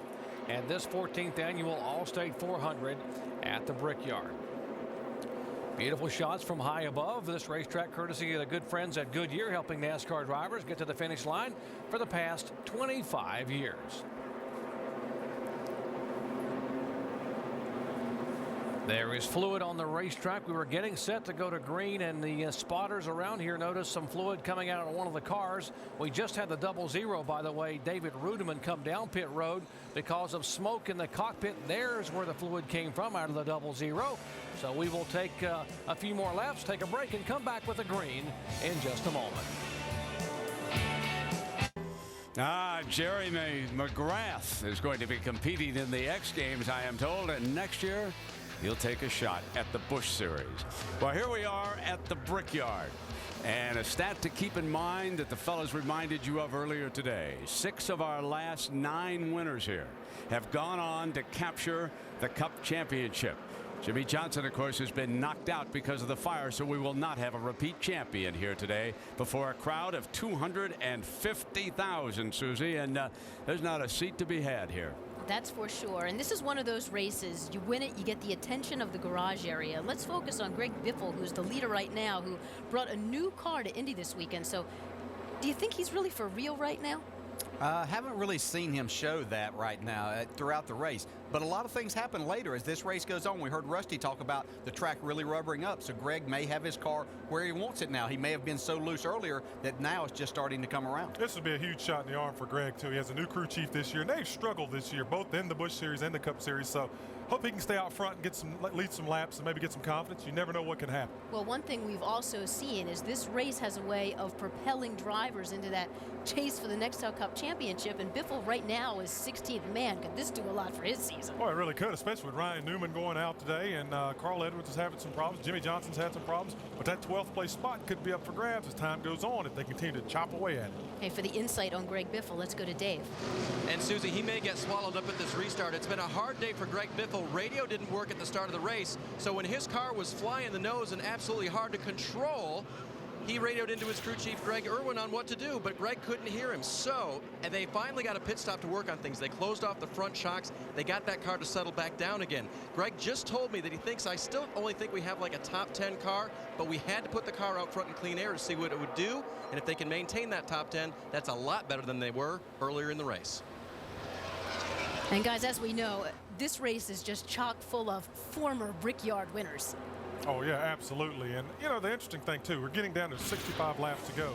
We've spent so much time under caution, but you see all the winners here: Kevin Harvick, Tony Stewart, Jeff Gordon, Bobby Labonte, Bill Elliott, Ricky Rudd, Jimmie Johnson. And it's just outstanding field, and hopefully we're going to get some a green lap run here so we can watch some racing. And, of course, Jeff Gordon is in elite company. He's won it 4 times. This will be his drive for 5.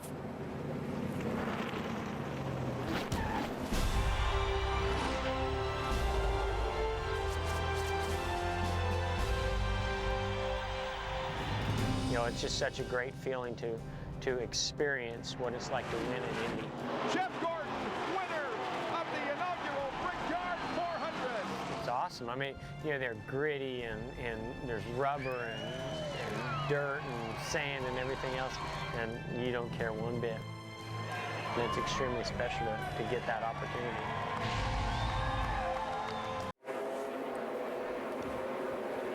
We welcome you back to the historic Indianapolis Motor Speedway. Laps are winding down in the Allstate 400 at the Brickyard. 8th caution flag of the day is complete. We are set for the green flag. And Greg Biffle, who had his troubles early on today, will lead him down for the first time today on the green flag. This is the first time all day we've seen whether the 2 tires are going to work.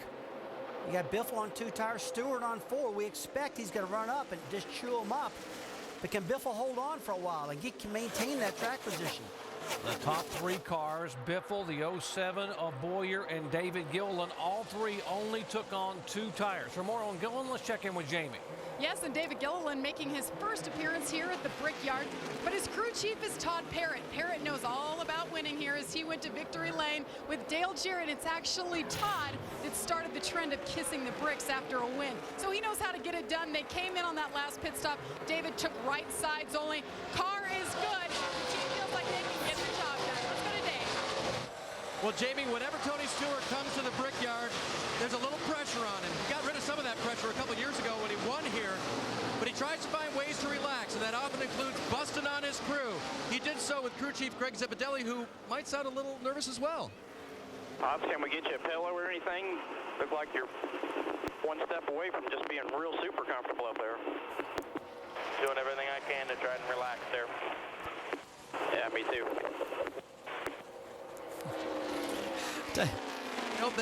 They know they've got a race car that can win this race. They just have to stay calm. Zippy is now in the unrelaxed position, taking notes, trying to figure out how to chase this racetrack to make that 20 car the fastest at the end. Doc? Gotta love the humor from Tony Stewart. Hey, Zippy, are you comfortable up there, buddy? Need a pillow? Zippy's just trying to act calm. He's not calm. He's just trying to put on that face. Inside, he's going, oh, man, what am I going to do next? We got another pit stop coming up. He's got all these things going through his head, and so he's just trying to put on a good face. You know what that tells me, though? When you hear Stewart being that relaxed and that humorous here with 61 laps to go, that tells me he knows he has got one good hot rod. But I'll tell you one thing Zippy's doing right now. He's taking a look at Greg Biffle on those 2 right side tires to see if it's going to work for him late in the race. He's got a little bit of a skirt flapping here. This is a side skirt that these guys use to take the sides all the way down to the racetrack, and they actually grind on the track. This one here has come loose, maybe banged against one of those rumple strips like we saw. Yeah, we see some damage on the front of the car too, so he may have hit one of those strips on the inside of the racetrack. Dave, have you got more on Greg Biffle? Yeah, nothing right now on that, guys. They haven't complained about it right now, or they pointed out to Greg, but that's not a big issue. Think about what he did last night, though, at O'Reilly Raceway Park here in the same town. I stopped Greg in the garage today, and he told me, you know what, last night I had a 10th place car at best. I found a place to run on that small track where my car would work that I'd never run before. He brought the car home second. He put on a great show, and he may be looking for a spot to run this 16 car today that will give him the same opportunity at the end of this race. He's able to hold the lead right now. His car looks pretty strong out there in that clean air. Just kind of a little bit worried about that flapping piece of aluminum on the side. I'll tell you what, right now, guys, Biffle just ran a 51.64 on speed compared to Tony Stewart's 51.78, so he's about a 1/10 of a half faster than Tony. That's how big this clean air is. NASCAR, we're hearing right now, in the next pit stop is going to make Greg Biffle fix that air dam. Next, they're not going to let that thing flop around any longer. They're going to give them to the next stop. All right, for exactly how and what they'll have to do, let's check in down in our ESPN Ditch Tech Center with our crew chief, Tim Brewer. Thanks, Jerry. What they're going to have to do is either rivet the thing back, but in my opinion, they're going to cut the thing off closest to the next rivet right there, let the rest of it go by the wayside. They're going to give up a little bit of aero, but not enough to waste the time and lose the track position here at Indy. Thank you, Tim, very much. Looking at our Chevy cutaway car, you see exactly what they're going to have to do, although it'll be on a Ford when he comes down pit road for Greg Biffle. Thing that concerns me is it's going to take some time for these guys to fix that. They better be getting a plan together to cut that off quick so it doesn't cost them any track position. Yeah, and he better be getting a plan together for that 29 car that's coming in a hurry. The 29 of Kevin Harvick has not led today. Started in the middle of the pack, kept coming to the front, is on the march now, has narrowed that lead to about 4 car lengths. Well, just then, the last time by, Kevin Harvick had the fastest car in the field at that time. And Biffle is back and forth. It's proven to me right now pretty good on the 2 tires, but you see him loose off at turn 4, Andy. Greg Biffle drives the car harder than anybody I've ever seen. We can see him up on the steering wheel here, trying to hold the lead. Kevin Harvick's going to take it away from him right here, and we got Tony Stewart back there stalking these two. There's the man, Richard Childress, owns the Kevin Harvick car, owns the 31 car of Jeff Burton, the 07 of Boyer. Mike? You know, Doc, I had an interesting conversation with Kevin Harvick's crew chief, Todd Berrier, this morning, talking a little bit about the coil bind setup. He said that back in 2002, they were one of the first teams to start experimenting with that kind of setup. They brought it here in 2003, and he credits that for winning the Brickyard their first time. He said this year they still feel like they're on top of the game when it comes to coil bind, and he said that this weekend Kevin has felt like his car is as good as it was back in 2003 when he went to victory lane. His car does look good. The only problem is Tony Stewart's looks just a little bit better. These Childress cars do have a good handle on that coil bind setup. We talk about it all the time. This coil bind setup we're talking about is when you try to run these super soft springs in the front of the car. And the reason we do that is so you go through this NASCAR tech inspection and you have to meet a certain height. And so these guys put these soft springs in there, get the car height up, but when you take the car on the racetrack, the air pushes the car down and the banking forces push the car down, and then this shock holds that car in what we call coil bind. We see that spring compressed all the way, and we call that coil bind. And it holds it really low on the racetrack all the way around, and then when the car slows down, comes back into the tech height, it comes right back up. And for more on this, we'll go right down to Tim Brewer in the Tech Center. Hey, thanks, Andy. We've got this illustration that Andy came up with back some years ago.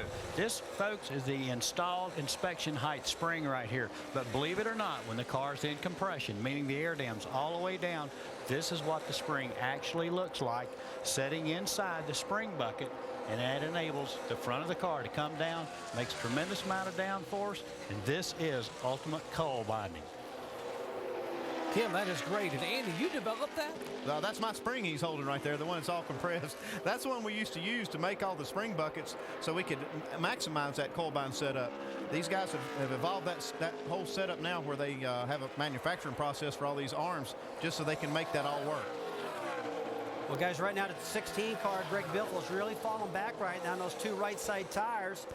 Harvick and Stewart have basically checked out. So right now is how long can Biffle maintain on the 2 tires for track position? And that's what the key thing is right now. But right now, it doesn't look like it's working for him. He rolled the dice to get the track position, and now he knows how his car acts out front. if he could ever get some tires on the car, maybe and make an adjustment, he might be able to make something happen with it. Well, the good news for Greg Biffle is that everyone's going to have to make one more pit stop. Come on the pit road. Kevin Harvick showing the way here with just 55 laps to go.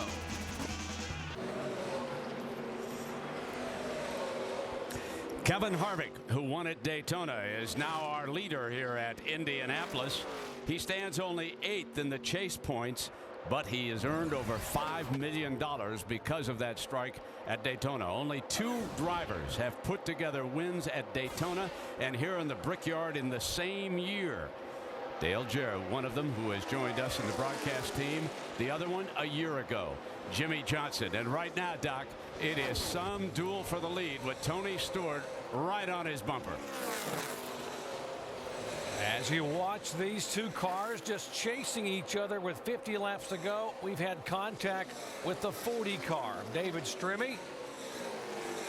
And he's gotten into the concrete. And here comes Tony Stewart looking to the inside of Harvick and just drives it right on by. And Harvick knows he can't hold him off going at the corner. He real wisely backed out of him. He's going to try him again, though. Backing out of the throttle. No, he's staying with him. But he's got that clean air to his right rear quarter panel to keep him tight. If he had got up side by side, there could have been a problem there. I think these guys are testing each other right here. We see Tony Stewart moving around on the straightaway, trying to move out of the draft. And we see Kevin Harvick. He's trying. He got past, let him go, played a little give and take, and then he's trying to see where he can maybe pounce on him later. Now, these 2 guys got a pretty good relationship. Kevin Harvick owns the Busch team that Tony Stewart drives for occasionally, so they have a lot of respect for each other. They're good friends off the racetrack, and so you expect that they're going to work with each other during the race. They're going to have a little fun right now, but they're not going to be doing this kind of give and take at the end. Let's show you what happened a moment ago to the 40 car of David Strimmy. Guys, it looks like he got in the corner, got a little loose, got the left front corner low on the track, lost it and chased it clear up the racetrack, Andy, with the rear and out, and got in the wall. You can see that car not handling on entry. This track's so narrow that you just don't have enough room to catch a car when it does that. Some of these big wide racetracks with a lot of banking, you can just chase the car up the hill, but you don't have that room here. Tony Stewart is our leader, so why don't we go up to speed, get our sprint up to speed updates from the pit, starting with Dave Byrne. And Jerry, when you've been to victory lane 30 times like Tony Stewart has, it can become a routine thing, but it's never passé. And when this team won 2 weeks ago in Chicagoland, it was cause for celebration. Talked to a crew member this morning who said it was big for 2 reasons. We won in 2007 for the first time, and we went to Indy without the monkey on our back that we hadn't won yet this year. That's important for this driver at this track. Mike? If Kevin Harvick goes to victory lane today, this team can point to the pit stop they made on lap 39 as one of the key moments. Prior to that, Kevin was very upset with the race car, saying it was pushing like a dump truck. They pulled the spring rubber from the left rear, and the car has come to life. Alan? Man on the move right now in this section of the race is Kyle Busch. He was shuffled back to 11th on that lap 77 strategy shuffle when they took 4 tires and other people got fuel only or just 2 tires. He is charging his way through the field. He's up to 3rd place now. He just took that spot away from Juan Pablo Montoya, who today became the first man to run in all 3 major races here in Indy. The Indianapolis 500, the Formula One United States Grand Prix, and this NASCAR 400-miler. His car not gripping as much with the front end in the center of the corner as he'd like. Mike? Jeff Gordon looking for his 5th Brickyard victory, but it may take some work. He's been complaining a little bit about being tight in traffic. They tried to correct that on the last pit stop by raising the track bar, but still not completely perfect for Jeff Gordon. Alan? Dale Earnhardt Jr. is on the rally as well in this stretch of the race. His car's handling went away when they got on that stretch of taking just lefts or just rights as far as tires on pit stops were concerned. They made 4 tires on the last stop for Newman's. Now they're marching their way back up through the field. Jr. running in 6th. Dave? And Alan, Greg Biffle is going in just the opposite direction right now as we look at Denny Hamlin. Denny Hamlin has gotten around him, and Hamlin doesn't have a race car that he likes either. Hamlin's car very tight. They'd gotten it better earlier in the day. way, but they plan a big air adjustment on the next stop to help Denny get that car back where it needs to be. Behind him now, Greg Biffle, and again, going the wrong way in a car that took on 2 right side tires last time. It didn't work out well for Greg. The car right now is so loose I can't drive it, according to the driver. And believe me, Greg Biffle can handle a loose race car. That is a bad race car right now. Jamie? Well, Dave, Mark Martin doing a heck of a job in that 01. He said before he got in the race car with this Ginn DEI merger this week, there's so many distractions going on.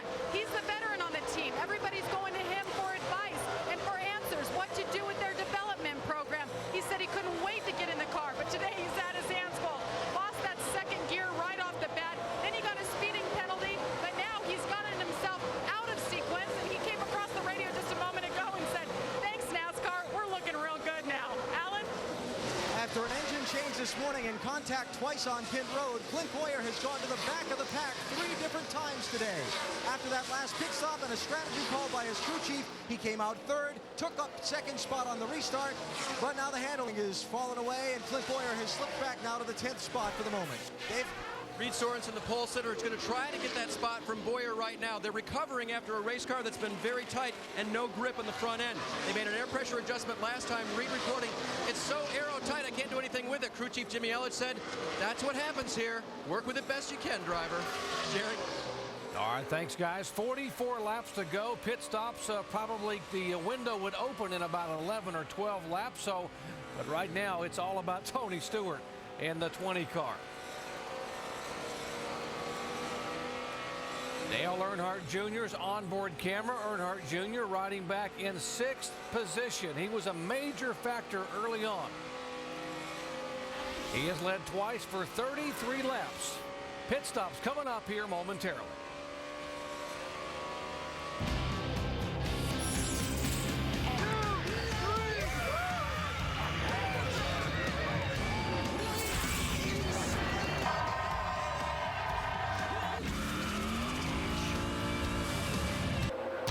Back with you from Indianapolis Motor Speedway, 41 laps to go. Let's check out the highlights in the McDonald's race rundown. The start of the day belonged to Ganassi Sabatas, who owned the first row. They did a great job. Reed Sorensen, 21 years of age, led the field down, had a good start, got out in the clean air, and had a good run out front. What a tough day for the defending champ, Jimmie Johnson. All started on lap 45 when he got spun around.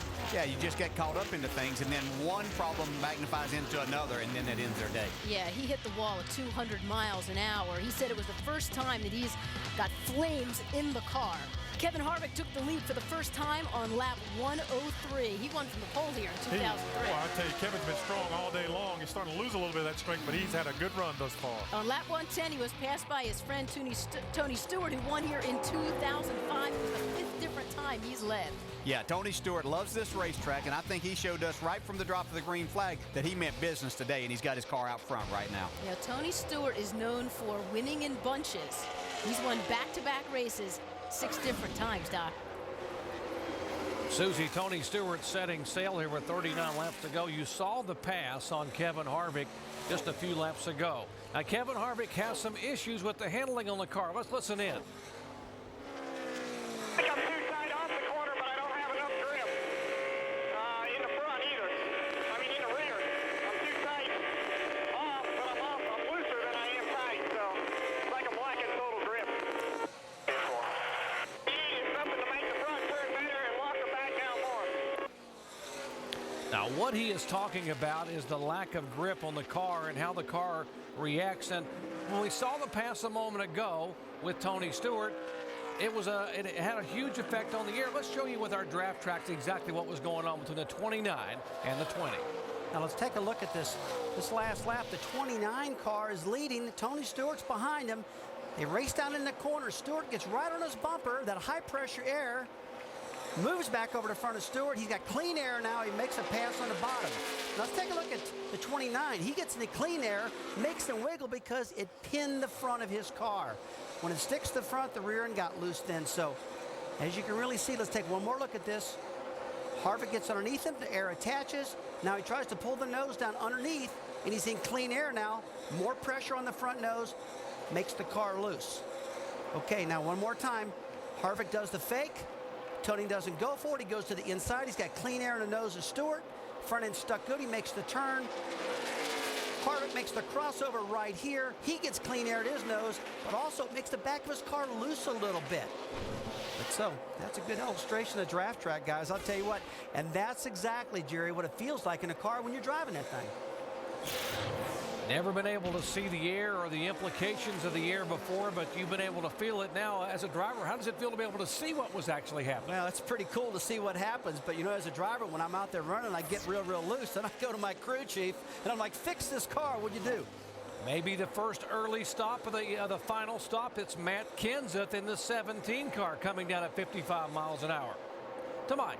And Matt Kenseth in now. He's been complaining a little bit that he's been tight on exit, and that's been the complaint throughout the course of the day for the 17 team. They put a wrench in the back. They'll make a chassis adjustment, a 4-tire change in fuel for Matt Kenseth, but clearly he's not completely satisfied with his race car just yet, but he's away. Well, Matt Kenseth's not going to be able to make it to the end of the race. He's not inside his fuel window. There's 37 laps to go, so I don't believe he can make it on this stop right here. He's one of the first ones to pit. His last stop was on lap 91. But there's something called trying to pit early and hoping maybe you get some strategy move possibly. My feeling is that he needed to pit.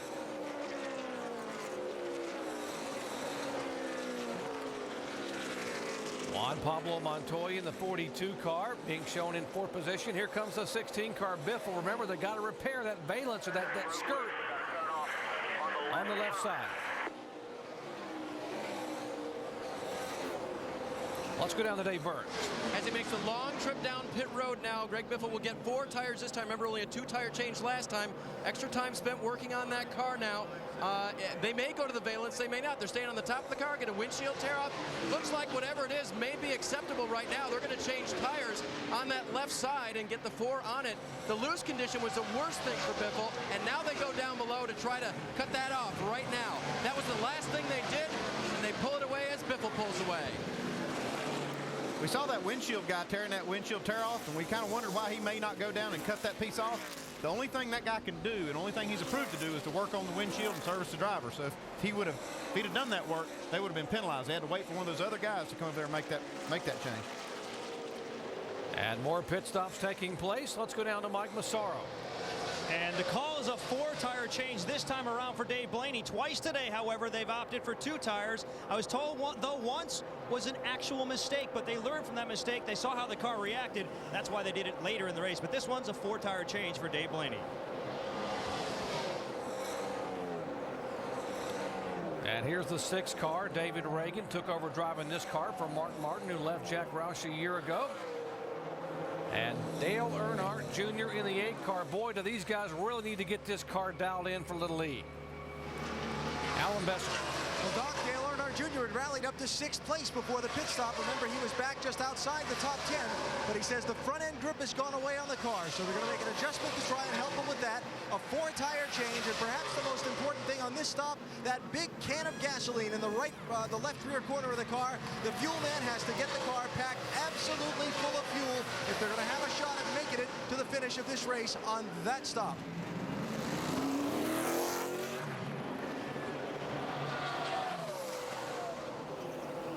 Tires. Car was a little bit tight. He said he couldn't get off the corner. They just took a 4-tire change in fuel, no major adjustments. To Dave.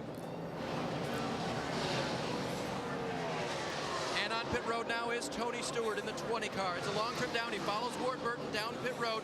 For Stewart, there's a couple of things going on. First of all, execute the perfect stop, but also the temperatures on his car are low enough that he can stand a little tape on the grill. A small piece of tape will give him just a little more downforce. He said that last run, the exit was better, but it was too tight in the center. So he wanted the air pressure back with a little tape on there. It should work a little bit better through the center as well. 4 tires for the leaders. Mike.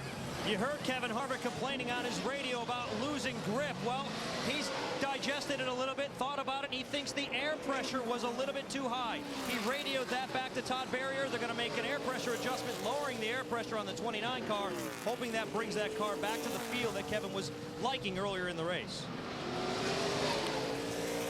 And here's the 5 car, Kyle Busch, who was being shown as the leader after Tony Stewart and others had pitted. Terry Labonte going out in the 55 and the 5 coming in. Very careful to avoid contact here on pit road. Alan Gustafson and crew are waiting on this driver, and Alan Bestwick is down there. Crucial that the driver not make a mistake and get a speeding penalty here, Doc. Crucial that the crew not make a mistake with the stop. This is the money stop if the caution does not come out for the rest of the race. A 4-tire change on this 5-car. Again, crucial to pack it full of fuel with 32 laps to go in the race. This would get them good to the finish from here, and a nice stop by the Hendrick Motorsports crew. Dave? Denny Hamlin is in now. Air pressure adjustment scheduled for the 11 car. Remember, Denny was complaining that his car would not turn in the corners, just trying to make that last little adjustment. And now it looks like they're going into the cowl there as well. He may have stalled it on pit road. He has. He's trying to get it refired right now. Hamlin, long time on pit road now as the seconds tick away. They've got the tires changed, but they don't have any fire in the hole. Trouble for Denny Hamlin. A stop that was supposed to take just 14 seconds is now going over 30. Still trying to crank the car over, and Hamlin's day has gone south in a hurry here on pit road. Cars are so hard to start when they run out of fuel. It's just almost impossible to get that fuel up there to it. These guys are really frustrated. They've got a can right there of fuel. They've got a little tube that goes down to the carburetor, and they're trying to get that fuel down in there. Maybe the tube has come loose. They can't figure out why they can't get any fuel to the carburetor. And this is an eternity for Denny Hamlin, who had driven this car all the way up into the top 10, and now, Rusty, this must be an empty feeling sitting there. Oh, this is definitely an empty feeling. Something's definitely went wrong. They're not even moving quick around there. They're trying to get some more fuel back into it, but, you know, to me, when you start putting that... Clear one lane, 33 outside. When you start putting that fuel in the carburetor, Andy, you need to stay with it until that thing's running good and clean. Guy gave it a shot, ran back over, and it quit running because it just run out of fuel again. It's just so hard to get the car started. A little trick to get them started when they run out of fuel is to just plug that gas can in there and leave the vent shut and try to pressurize that fuel cell and push the gas up to the carburetor. I didn't see those guys doing that. They had another system for that with that little canister they had, and it just failed them. Well, pit stops have been completed. Now it's all about these guys sitting in the seats with the seat belts on in the final 31 laps. Tony Stewart, Kevin Harvick, Kyle Busch, Jeff Gordon, and Dale Earnhardt Jr. It's all about getting it done on pit road here in the final laps of the Allstate 400. Who's going to win it this year? Tony Stewart has the upper hand right now.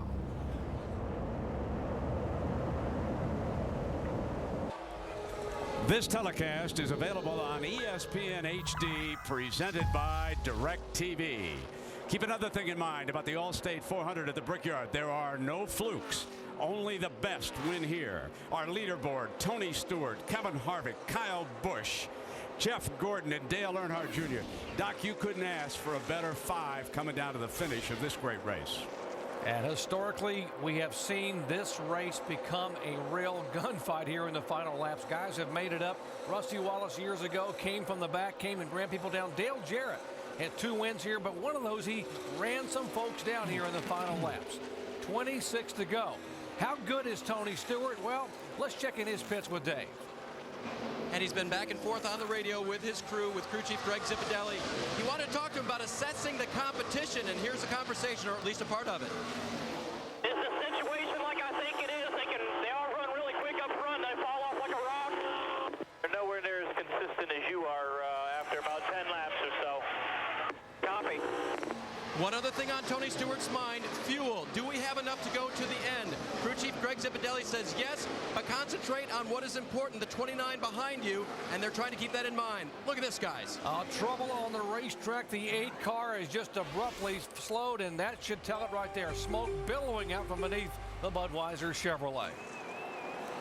Alan Bestwick. Tony Stewart Jr. just climbed down from the pit box, said the engine let go. They are done. Good job, bud. Heard him say the power steering went at the same time. It probably means the front of the engine quit turning, whether it was a broken crankshaft. I wasn't that good on that run. I was a little tight off. And it was a year ago that Dale Earnhardt Jr. used a great top 10 finish to propel him into the chase for the championship. He came here on the bubble today as the last car in points. Failing issues, they get tired as the race goes on, whether it's shocks or something. So once we figure. And now this engine problem with 25 laps to go will not help him with just 6 more events here in the race to the chase to get in. I think y'all do a good job there. I just think we got off base there with that experiment there in the middle of the race on the left side. That kind of took us out of the game, and we just kind of get back too late. We lost a step. what they're talking about is really the handling of the car. They're just kind of analyzing their race. That's not really what knocked him out of the race. The engine just failed, and he's done for the day. Tell you what, he was running in the top 5 throughout the day. I just started to say that 8 car is right there, and if they have the caution flag, he's going to get a better finish. But look at that, engine explodes right about the start-finish line. He got the thing slowed down enough, not much oil coming out of it. He was able to control the car and get it off the racetrack. Saw Juan Pablo Montoya dodging parts that were coming out of the engine. Let's listen to it. Blowing up, blowing up. Pulleys come off the front.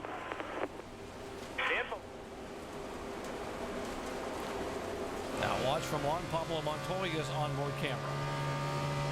8 car blowing the motor in front of you. He's staying high. Stay low, stay low, stay low. Stay low. Just keep coming. It's still green though. Come on, caution, caution, caution. Get on by him. There you go. Caution's out. Little fluid on the camera lens. Looked like it was water and oil, everything coming out of it. Now, Andy he said it's blowing up. It's blowing up. The pulley just came off. And if the pulley comes off, he's going to lose power steering. Is that his first indication, probably, you know? Well, that's the first thing he felt was the engine lose power, and then he didn't have power steering. But we see some parts hanging down below the car. When you have something catastrophic, it can just actually the front of the engine just come apart, and all those pulleys and belts just fly off of it. Dale Earnhardt Jr. was the car to beat early on. He led twice for 33 laps. Let's see who's going to come on the pit road. Earnhardt Jr. sitting in the middle of pit road with no power to get out of the way. And here comes cars down to make pit stops. Kyle Busch is there, the 17. He thought might not make it on fuel. He is back in. And Earnhardt Jr. can do nothing but sit there and hope someone doesn't tag him. Jamie. Well, Dale Earnhardt Jr.'s new teammate, Mark Martin, in his pit box right now. 4 tires, only 2 gallons of fuel, guys. He's in and away. Going to be a 4-tire change here for Kyle Busch's team on the 5. They were good to go to the finish on fuel. Looking to see if they can gain some track position here with a smooth stop.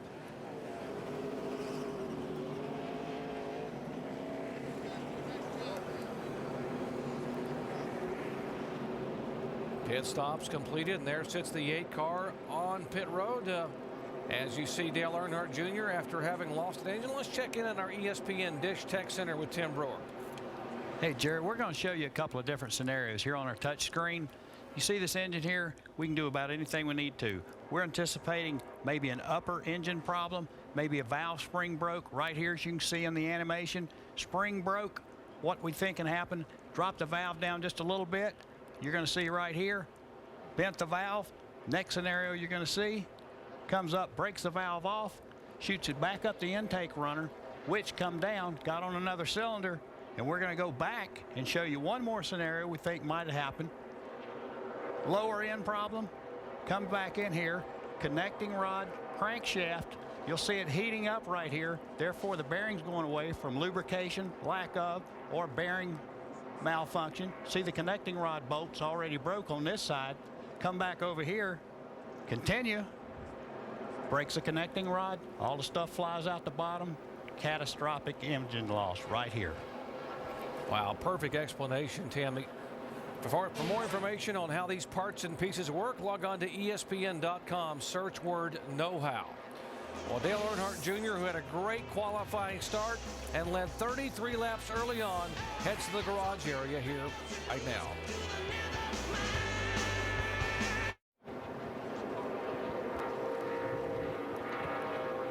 Closing laps here at the Indianapolis Motor Speedway, and one driver who will not be in contention for the win, but who led earlier today, is now out of his car in the garage. Dale Earnhardt Jr.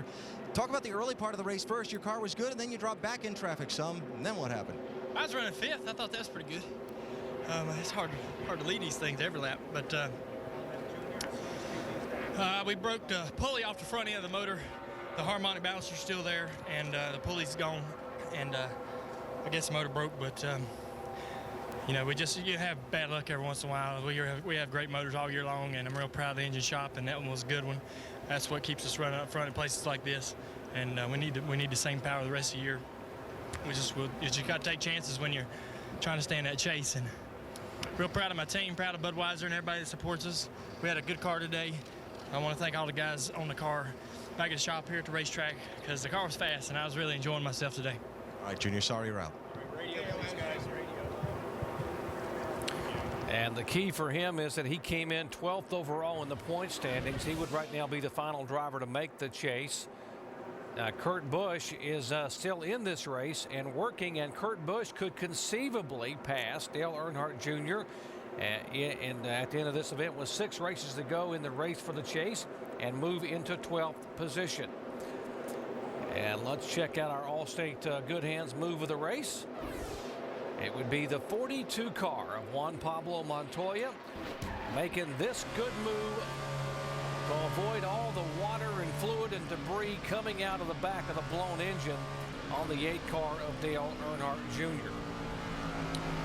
And on behalf of Allstate, they will donate $1,000 to the Urban Youth Racing School as Juan Pablo Montoya gets the Good Hands, Allstate Good Hands Move of the Race Award.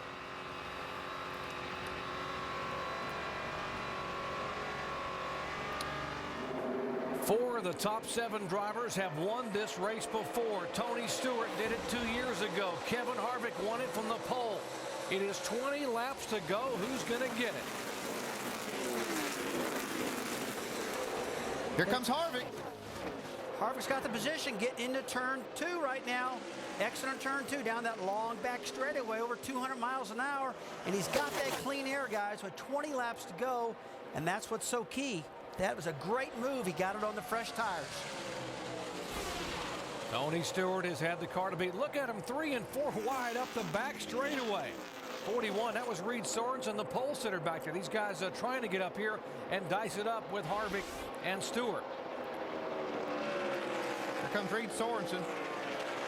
Sorensen's put himself back up in the top 5 right now. Chip Ganassi, Felix Sabates Racing looking good right now. 4th, 5th in the standings right now as the race runs. Jeff Gordon, take a look at him. He's working himself back up to the 3rd position. Guy struggled through practice. Not a good qualifying run, but he's in position right now. All right, with Tony Stewart and Juan Pablo Montoya both in the top 5, let's show you the results of the ATT Crew Chief Challenge. Which former Indy 500 starter has the best chance to win today? Let's see what you voted here. And 50% for Tony Stewart, 40% for Juan Pablo Montoya.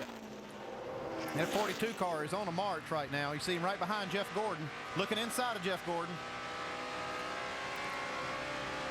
If you would have told people that a rookie driver would zip by Jeff Gordon, the 4-time Allstate 400 winner like that with 20 laps to go, they'd have told you you're nuts. But Juan Pablo Montoya is not your ordinary rookie. He has really learned this stock car business quick.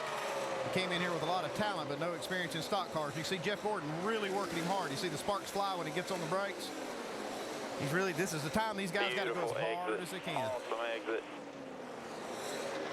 And Andy, we heard earlier in the broadcast Jeff Gordon complaining about the front end of the car falling a lot. Right now, it fell down. It's sparks flying out from underneath it. And look how much lower the air dam on the 42 car is versus the 24 of Jeff Gordon. So it's got to have something to do with handling. A visible difference right there. You see, they get down in the corner, but both front ends go right down on the racetrack, but on the straightaway, it looks like the 24 car does have a little more air gap. About a 3-second differential from where these guys are. This is 3rd and 4th. Montoya and Jeff Gordon from the leaders.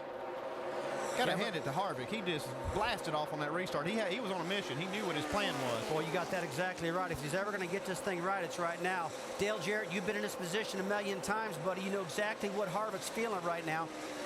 Yeah, it's a great feeling to be out front, but I'd be very concerned if I were Kevin Harvick right now because Tony Stewart's car, I think, has shown all day that it's the best in the longer run. That didn't surprise me to see Kevin go by him. I think he knew that was his chance on that restart, so he was going to give it every effort that he could to get by Tony and see if maybe they could get a caution somewhere here in these next 10, 15 laps that would keep him out front, and his car seems to be better on the cooler tires, but I would be concerned about having Tony Stewart coming back there. Dale, I'll tell you what, that clean air, the 29 car Kevin Harvick's got right now, as you know, is monumental.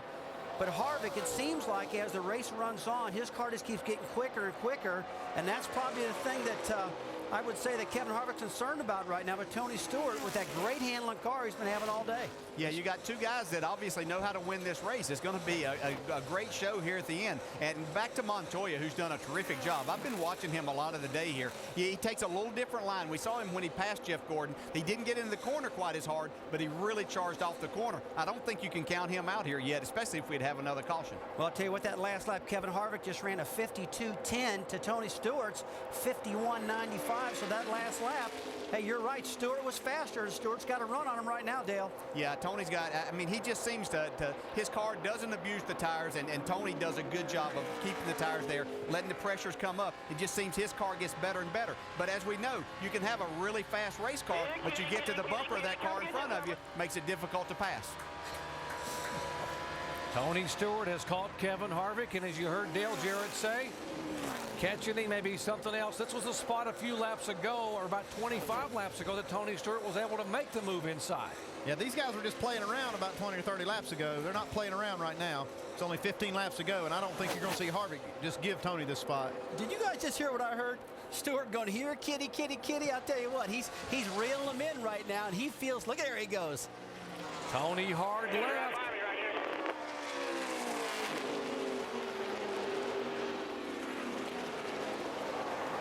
Clear. We saw these guys giving and taking 30 laps ago, and they're not now. You can see Harvick wants this win. He says, okay, if you want the top side, go ahead and take it, but I'm not going to let you have that bottom. These are two tough characters right here, and Harvick's not giving up, but I'm telling you what, Stewart's got his number right now. He's reeling them in. And when he said, here, kitty, kitty, that's a lot of confidence in a driver that he knows he's got a real hot rod. DJ, what do you think of that? Well, he's got to be feeling good, huh? Hey, yeah, I don't think that any of us have ever said that Tony wasn't a confident race driver, and he knows what his car is capable of right here. Very interesting to watch Kevin Harvick as they go down the straightaway. You see him pull to the inside. He's trying to break that momentum. He saw Tony come at him really hard the last time when he stayed straight, and that helped Tony get to his bumper. So he's trying to break all of that draft that he possibly can. I'll tell you what, I remember a million times when I got open in my mouth and said, yo, I got it covered, but the fat lady wasn't singing, and I ended up losing it. So I wouldn't get too confident. Tony shouldn't right now because he's still in second spot. We've been seeing on draft tracks how these guys been fighting that dirty air, and you see right now Tony Stewart is fighting that dirty air off of Kevin Harvick's car. Much faster down the straightaway. That's the only place. You just heard Harvick say he's only faster on the straightaway. It's the only place he's beating him. Well, I'll tell you what, if Harvick can maintain the handling of his car, keep hitting his marks, and not get the car loose or get the front end slide, he might maintain. He had just a little bit of wiggle right there in that corner. Rusty Wallace, twice I saw you lead this race with 13 or less laps to go. This has got to be deja vu for you as you're watching Tony Stewart now try to get to the inside. Harvick trying to squeeze him down, and Stewart can't get it done. I tell you what, this is a key part. I've lost two of these races, one with 13 to go, one with 10 to go, and right now this is just about the same time that Kevin Harvick is. I mean, he has got his hands full with Stewart. Stewart wants to win this thing. And you're looking at two drivers that have won the Brickyard 400 before. These guys know how to taste these bricks, and they both love it. That was Greg Zipadelli, by the way, the crew chief for Tony Stewart, and Delana Harvick, the wife of Kevin Harvick. And it looked like Zipadelli was pretty comfortable, just laying back there, just sitting there relaxing, and you would think he was the one leading, but it was Harvick. No, he's not comfortable. He is nervous as a cat. We heard that cat sound a while ago. He is so nervous. These guys are driving their guts out, driving. Look at this, 201 miles an hour getting down in this corner. And they're a little bit deep into a run right now. They're still running 201. Now, let me tell you what, I bet Tony Stewart's not as confident right now as he was. He just can't seem to run Harvick down right now. He's fighting that air. We've shown it to you all day. He's fighting that dirty air off of that 29 car, and he can't get by. You saw our draft track all day long, folks. The blue really screws the car up. Mike, you got more? Well, you guys are talking about how nervous he might be. Well, he might not be nervous at all. In fact, this driver has exemplified some traits of poise under pressure over the course of the weekend. We've heard stories over the years about great athletes being calm under pressure. One comes to mind, Tom Brady taking naps before the Super Bowls. Well, yesterday during practice, Kevin Harvick was sound asleep behind his race car during that rain delay. That shows you that he was not amped up at all this weekend. This situation, however, may escalate the adrenaline a little bit. What do you think? Tell you what, if Tony can get his front bumper to the back of the 29 to get him arrow loose and let him wiggle up the racetrack, I think that's the only way that Stewart can get underneath of him. Talk about composure. Peyton Manning used composure and poise to bring a Super Bowl win back to Indianapolis. Kevin Harvick trying to use poise and composure and the rear bumper of a Chevy Monte Carlo to bring a victory back to Richard Childress. He opens the door. Here comes Stewart. Inside. This is the best shot Tony's had right here. And he does. He gets Kevin Harvick cleared. Okay, he does a swap over underneath. He's got the clean air. Oh, they bang. I got to tell you, I don't think I'd have done that to Tony Stewart now. When you body slap this guy, you make him mad. He's like a rattlesnake, man. He's not going to like that at all. Yeah, you're tugging on Superman's cape when you bump into Tony Stewart, but Kevin Harvick doesn't take much either. These guys are friends off the track, or at least, but right now, they are mortal enemies on this racetrack. 10 laps to go in the Allstate 400. Look at Tony Stewart's hands on that steering wheel. And Harvick knows if he gets to his bumper, he can get him loose again, but right now, it could be color me gone right now for Tony Stewart. He's got that clean air. That's what he needs.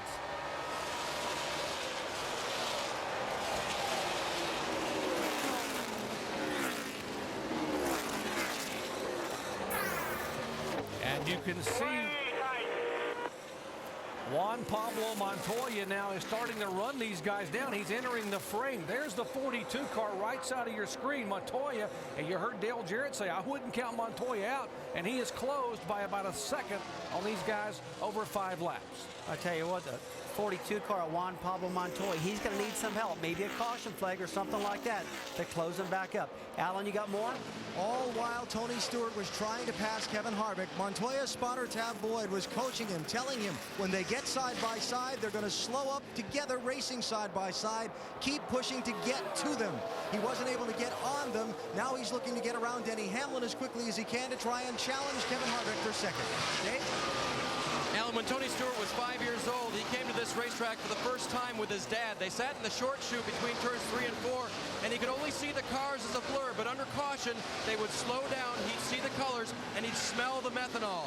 That was the day he knew he loved this place. That morning, he came here under the cloak of darkness, in the top of a bus, in the luggage rack. That's how he got here, and today, he's in the first-class ride that's leading the Brickyard 400. Guys, Tony Stewart said when he won this race in 2005, if you grow up in Indiana, a win at Indianapolis Motor Speedway is the holy grail. It's what you dream about, what you want. He got it here in 2005, and he is driving the wheels off that 20 car to get win number 2 here today. Well, Jerry, right now, Tony Stewart is starting to hit his marks. He's calmed down right now. He just ran a 53.29 to Kevin Harvick's 53.80, so he's got a big speed differential right now. Well, we can see Tony Stewart out front, but don't forget these two got together, and they could have a tire issue or a tire rub. We don't know if this caused any problem or not. We see these guys running together. As we see Tony Stewart get into the side of the 29.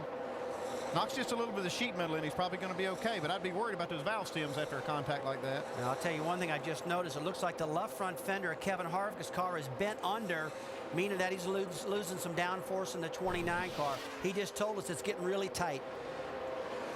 GJ, what do you think about this? This is late. There's a lot of contact going on with these guys right now. Yeah, there was a lot of contact for sure. And as we see Tony Stewart, I consider him one of the best at car control. Car must be pretty good. He's getting a drink while he's going down the straightaway here. So Tony's pretty relaxed at this. He took his both hands off the steering wheel. I think I could win with a car like that. Really? It's a wonder he isn't changing the CD in the car. I mean, he's so relaxed in there. Hey, DJ, have you ever been this relaxed leading at a place like this? You know, I was going to make the comment a while ago, the hardest thing to do as we see Tony working the steering wheel is he's really loose coming off, but he has such great car control. I don't know that I've ever been that relaxed. No, out front is really the hardest thing to do is to lead this. Whenever he was behind Kevin Harvick, with Kevin being in the front there, that's the hardest thing to do is knowing exactly how far you can take that thing down into the corner because you don't want to give that inside, but you got to be able to carry that momentum. But Tony's obviously a great talent and knows his way around here, and just something about Indianapolis that brings out the very best in him. Man, if you got that right. I'll tell you what, right now, though, it looks like a race for second place. Kevin Harvick has got Montoya behind him, and Montoya's about 0.3 of a second lap faster, so He's got time to get around him right now. Yeah, he does. I think that contact between the 20 and the 29 knocked that left front fender in on Harvick's car, and we've talked all day about how aero-dependent these cars are, and that's probably hurting Kevin Harvick through the center of the corner and his exit right now. Well, I'll tell you what, Jeff Gordon, he's about the fastest car in the field right now. He just went a 53.70 compared to Stewart's 53.80. So, look, he's just going to run out of time, it looks like, to get up there. But he's definitely the fastest car at this point. And look at his teammate, Kyle Busch. Yeah, the 5 car took on tires on that last caution flag, and he is making some fast laps right here, but I think he's going to run out of time. There's Montoya making a run on that 29. Juan Pablo Montoya started on the outside front row, started second. If he can make this pass, he could possibly finish second. You know, Kyle Busch and his team took a big chance there in coming to the pits to getting tires as we see Montoya try to get to the inside. But I think they were counting on maybe one more caution during this, and they could pick off some cars. They've got themselves in a position now that if that caution would have come 5 laps ago, they might have had something. This is a great battle for second place right now as we see Harvick trying to do that crossover move. But what a great day that Juan Pablo Montoya has had here at Indianapolis. Well, I tell you what, that 29 car was roughing that 42 of Montoya up with his aerodynamic maneuvers. And it looks like he's going at it again. And look at the 24 of Jeff Gordon passing on the high side. That's no man's land up there, guys. That's about the first pass we've seen on the outside. And here comes the 5 car. So Harvick has lost 2 spots, could potentially lose 3 spots as Kyle Busch will try it on the inside.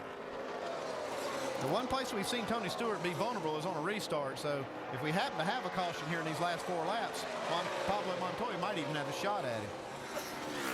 And Reed Sorensen now pull up in the 41 car. He was the young pole sitter today. He will try to move to the inside and take the 5th spot away from Kevin Harvick. Dale, I'll tell you what, you got to hand it to Chip Ganassi, Felix about his race, and Montoya running second. And Sorensen just pulled up into 5th place, man. Pretty good run for him. Yeah, it really is, Rusty. You know, I've made notes here all day, and this is to compliment the Chevrolet teams on their aerodynamic, that they're taking advantage of what they have there. They've got a great package. They make it work everywhere, and their engine combination. But you really have to hand it to those Ganassi cars. Montoya and Reed Sorensen have done a terrific job. They've got those 2 cars in the top 5, and that's a really great day for them. 3 laps to go. Tony Stewart has led 62 laps. Tell you what, you take a look at Jeff Burton too now. He's up there. The problem is 2 laps to go. These guys are starting to run out of time. And Tony Stewart's just getting ready to smell some victory. But I'll tell you what, Montoya, that last lap by fastest car in the field, Juan Pablo Montoya.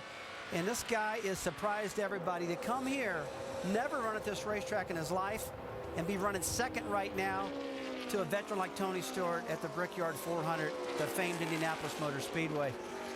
Tony Stewart can smell this second Brickyard 400. He's real close to getting that white flag. Yeah, if he gets that drink bottle out and takes another drink, now that's going to be really adding something to this. He doesn't have to show off quite that much.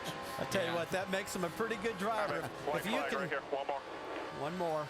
All right, Tony Stewart comes by. He had not won a race in 20 starts dating back to last fall. And then 2 weeks ago, he took this car to Chicagoland Speedway and spanked them. Led over 100 laps and said, guys, that has now become my favorite race car. I want to take this car to my home track. So they brought it to Indianapolis Motor Speedway, a track, as you heard, that he came to when he was 5 years old, riding in a luggage rack on top of a bus covered up in coats so he could watch these guys race. It's a track that he has dreamed of winning time and time again. He won here in 2005. And once again, with the help of that guy right there, Zippy, Greg Zipadelli, Tony Stewart will come down here in 2007 and take the win in the Allstate 400. Tony Stewart wins it.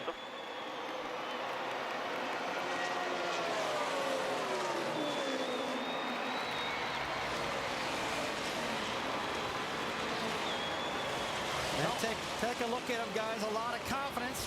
It's 2 wins at the track he loves so much, one of the favorite tracks. It's a kid he always wanted to win here, Jerry. He's got 2 of them now. He ran the Indianapolis 500 5 times, never won it, 1 and 2 so badly, and now he has 2 wins in NASCAR's Elite Division, the Nextel Cup Series, in just 9 starts. And he made it look easy in total domination almost casual at times driving that race car. I knew he had a good race car, but when I saw him driving down the straightaway with no hands, taking that lead, I just, what do? You can't beat a guy like that. Got a great car. Yeah, I've gone through the fast food line at before with driving with my knees when I wanted to order, but I've never on a racetrack at 200 miles per hour. Oh, looks like a little payback from earlier. Tell you what, I don't know if they're mad at each other, giving each other a kiss right there. They get along pretty good, those guys do. That could be just a little congratulations right there. It sure could. Got to be proud for Tony. He might want to dent that car up a little bit. He's tired of getting beat by it. That's 2 in a row for Tony in that car. Well, I don't know what type of kiss that was, Jerry, but they just called the 29 driver to the hauler. They want to talk to him about some rough driving just then. Well, they want to have a little discussion with Kevin Harvick, but here comes 36-year-old Tony Stewart, who grew up just 45 minutes away from Indianapolis in the towns of Columbus and Rushville, Indiana. Let's go down to Allen. With the winning crew chief, Greg Zipadelli, who just watched his driver come by to begin what I'm sure will be a very noisy celebration. Relief or joy, or a mix? Oh, absolute joy. Obviously, it's a relief. We had such a good race car, and we've had him here before and haven't been able to close the deal. For us to be able to do this second time, just the real deal. You know what I mean? This kid, he's matured so much. He drove, I can't even tell you, what a phenomenal race today. Proud of him. These guys back home, they didn't give up on us. They worked hard. They, like I said, second time out for this car, we've won with it. They worked their tails off on it. The body guys, engineering, everybody. I'm just so proud of everybody. I know you try as hard as you can to win every race that you can, but knowing how much this race means to him, do you ever feel yourself putting extra pressure on yourself during this day? It's not even explainable. The pressure you put on when you walk in that gate on Friday morning, the relationship Tony has to this racetrack and his history of growing up and what it means to him, that makes it double of what you normally would if you had somebody that just wanted to come and win here. Congratulations, Greg. Thank you. Thank you. Greg Zipadelli, the winning crew chief. And we officially congratulate Team Chevy driver Tony Stewart, the winner of the 2007 Allstate 400 at the Brickyard. Let's go down to Jamie Little. Well, Doc, it was his best start on an oval, his best start in NASCAR second. He finishes second, his best finish on an oval. So, Juan, take me through 400 miles in a stock car versus 500 miles in the Indy 500. I'll tell you, it was a lot of fun. My technical Evelyn Dodge car today was amazing. I don't think anybody anything for Tony today. He was just way too fast, but we played it smart and had a good race at the end. And second here in the Brickyard, it's just awesome. Where does this put you guys, your team, on an oval? How much closer are you to getting that first victory? Yeah, we're getting closer. We just gotta get to a weekend and we gotta be the car to beat. We're there already, but we just gotta be the fastest car like Tony was today. Well, he had quick hands, guys, and he had a quick car, finishing second. Doc? Well, the signature for Tony Stewart, and listen to these fans, 250,000 strong, as Tony Stewart gets out of the car and congratulates his crew, and they know what's coming next.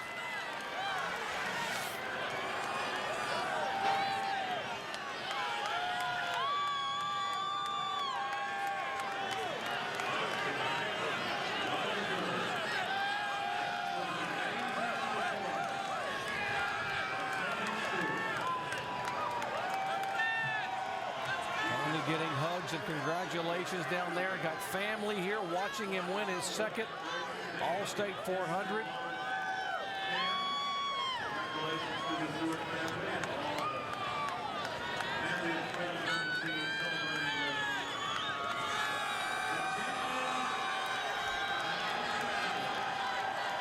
Trying to catch his breath here. These guys, a lot of emotion. And there finally is Greg Zipadelli, dear friend and crew chief that helped guide this winning moment here today. You got to hand it to the crew chief. He really did a great job getting that car handled. That is a dynamic duo right there. That's for sure. I'm surprised Tony hasn't hit the fence yet. I'm sure he's still taking in what just happened. You can see how much they like each other. They have a strong bond. Maybe he can talk Tony out of climbing that fence.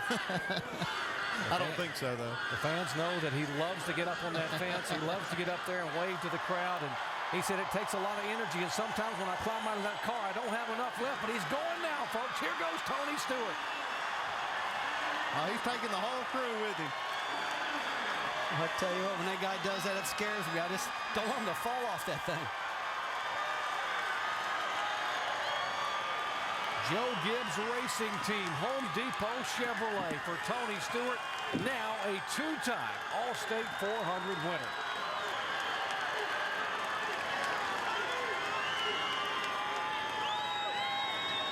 Here, I believe he's tuckered out. He usually goes all the way up to the flag stand. Let's go to Dave Burns. And he does it again, and I don't mean winning, I mean getting up and down there safely. Let you get a little drink of water here. I noticed as we get the checkered flag, Tony, they haven't done any modifications for you up there. It looked as tough as it's always been to climb that dude. Yeah, it is. I mean, try it once, you'll see. You commentators are getting real good about talking about it, but I haven't seen one of you do it yet. Talk to me about racing the race car the way you did today. It was good most of the day, but there was a time when you didn't have the lead, and we wondered, could he get it back? We were about the only guy that could stay with anybody that was leading. This thing was pretty good in traffic there all day, and I just went down into one on the restart and got really, really tight for some reason, and Kevin got by us, and then once we got going again, we could stay right with him, and I knew after about 15 laps we could get a run on him again, so I was just trying to be patient and got a good run on him off of one there and got by. So that's a hard guy to race with. I mean, he's a clean guy. I mean, he's one of my best friends, and I can't think of another guy I'd want to race for the lead. He gave you a little shot after that, and then he gave you another nice donut on the side after the race. Yeah, but keep in mind, he's the same guy that put the donut all the way down the side when I won in his first Busch car, so he's a good guy. I mean, that's the two guys I had to race for the win these 2 years are guys that are good friends of mine. That's the way I want it to be. Another good friend was on top of the pit box today. You joked about Zipadelli needing a pillow halfway through the race, looking relaxed. With 10 laps to go, you're taking a drink out of the water bottle. You look pretty relaxed, too. I was thirsty. Yeah, I mean, I felt good in the car today. Just, it's still a long day here. All right, you win again at the Brickyard. Tony, can you put this one in comparison to the last one? This one's for every one of those fans in the stands that pull for me every week and take all the bullshit from everybody else. Tony Stewart, your winner at the Brickyard. The last time he won here, he went on to win next week at Watkins Glen. All right, take a look at our Crown Royal crowning moment in the final laps here at Indianapolis Motor Speedway. Kevin Harvick looked to have a strong car, but here came Tony Stewart in his Chevy Monte Carlo, shoved way on the inside. Tony, who had the car to beat all day long. And when the checkered flag waved, it was Tony Stewart, the native Hoosier, and the entire Home Depot team who were climbing the fence. Back at the Indianapolis Motor Speedway, our Crown Royal crowning moment was the pass. Kevin Harvick trying to hold off. They bumped, they rubbed. As they say in Days of Thunder, rubbing is racing, but it would not be because Tony Stewart would not give up and be able to sail by and make the pass and go on and win his second Allstate 400.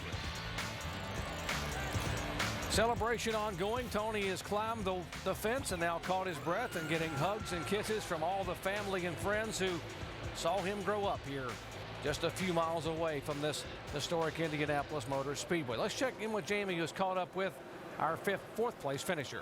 That's Kyle Busch's best finish here, and also Reed Sorensen. We'll talk to him in just a minute. But first, Kyle, great run. Your teammate Jeff Gordon just came up and complimented you in practice. They were saying you were the car to beat, and you showed it. Well, I think we had something for Tony and something for Harvick there, but we came in, we gambled on tires and hoping more people would come with us and pit with us, but you know, we missed out on that. But all in all, the guys did a great job today. Alan made some great calls, and we got off sequence one time. I thought it was going to hurt us, but in the end, it helped us. And you know, the guys had awesome stops, and Kellogg's and CarQuest for helping us out. And we're still going. You know, we're still in a championship hunt, so we got to make sure that we stay there and we can contend for this thing. Nice job by Kyle Busch. Let's go over to our pole sitter, Reed Sorensen. Reed, I have to ask you off the top, what is it like leading laps around this place? 250,000 people that close to this racetrack. It's pretty cool. I mean, we were really fast here at the beginning, but we finished about where we should have, I thought. Fell back there a little bit, and everybody did a good job. Just picked our way back up through there. Good job for Reed Sorensen, guys. His first pole, the youngest driver in NASCAR Nextel Cup. Well, celebration ongoing in victory lane for Tony Stewart, but what about the all-important point standings here? Remember, we are in the race to the chase with 6 races left. And take a look down there, Dale Earnhardt Jr. and Kurt Busch. It is very, very close. Kurt Busch climbing ever so close because Dale Earnhardt Jr. finished 34th with a blown engine here today. NASCAR Nextel Cup Allstate 400 at the Brickyard, brought to you by Allstate, official insurance sponsor of NASCAR. Crown Royal blended Canadian whiskey. It's about quality, not quantity. Pennzoil, not just oil, Pennzoil. And Sprint. Enter the Sprint Speed Million Sweepstakes presented by Motorola at sprint.com/speed. Well, this crowd of over 250,000 will file out of here, and they will remember this day because one of their own, a native Hoosier, has gone to victory lane for the second time in his career at the Indianapolis Motor Speedway. But another Indiana native, or Indiana young man who grew up in Indiana, didn't have a bad run at all. Alan? And with third place, Jeff Gordon now. Jeff, thoughts on the race today? It was a good race. Tony was tough to beat, and he showed it there at the end, so congratulations to him. I think he deserved it. I mean, he's a great race car driver, but great champion, and, you know, I know how much he loves this place. We drove from, 21st on up there, man. We had an awesome car, but I could see Tony was making his way up through there pretty fast as well, so I knew we were going to have to battle with him.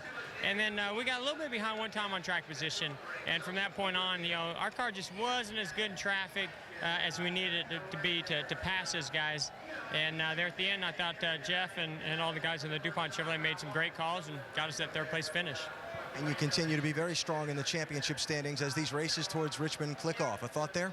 Well, this was an important race in my opinion. I mean, I know that Tony got some big momentum by getting this win, but I think we did too, you know, by having that strong win effort. You know, I think it shows what kind of team we are, and they can get those wins, but they got to remember in those last 10 races, we're going to be right there on their rear bumper every time they get those wins, and hopefully we're getting our share of them too. All right, Jeff, thank you. Third place today for Jeff Gordon. All right, Jeff Gordon comes home third behind Tony Stewart and Juan Pablo Montoya. Aerial coverage of this massive facility brought to you by our good friends at Goodyear, helping NASCAR drivers get to the finish line for the past 25 years. We'll come back to wrap it up from Indianapolis in just a moment.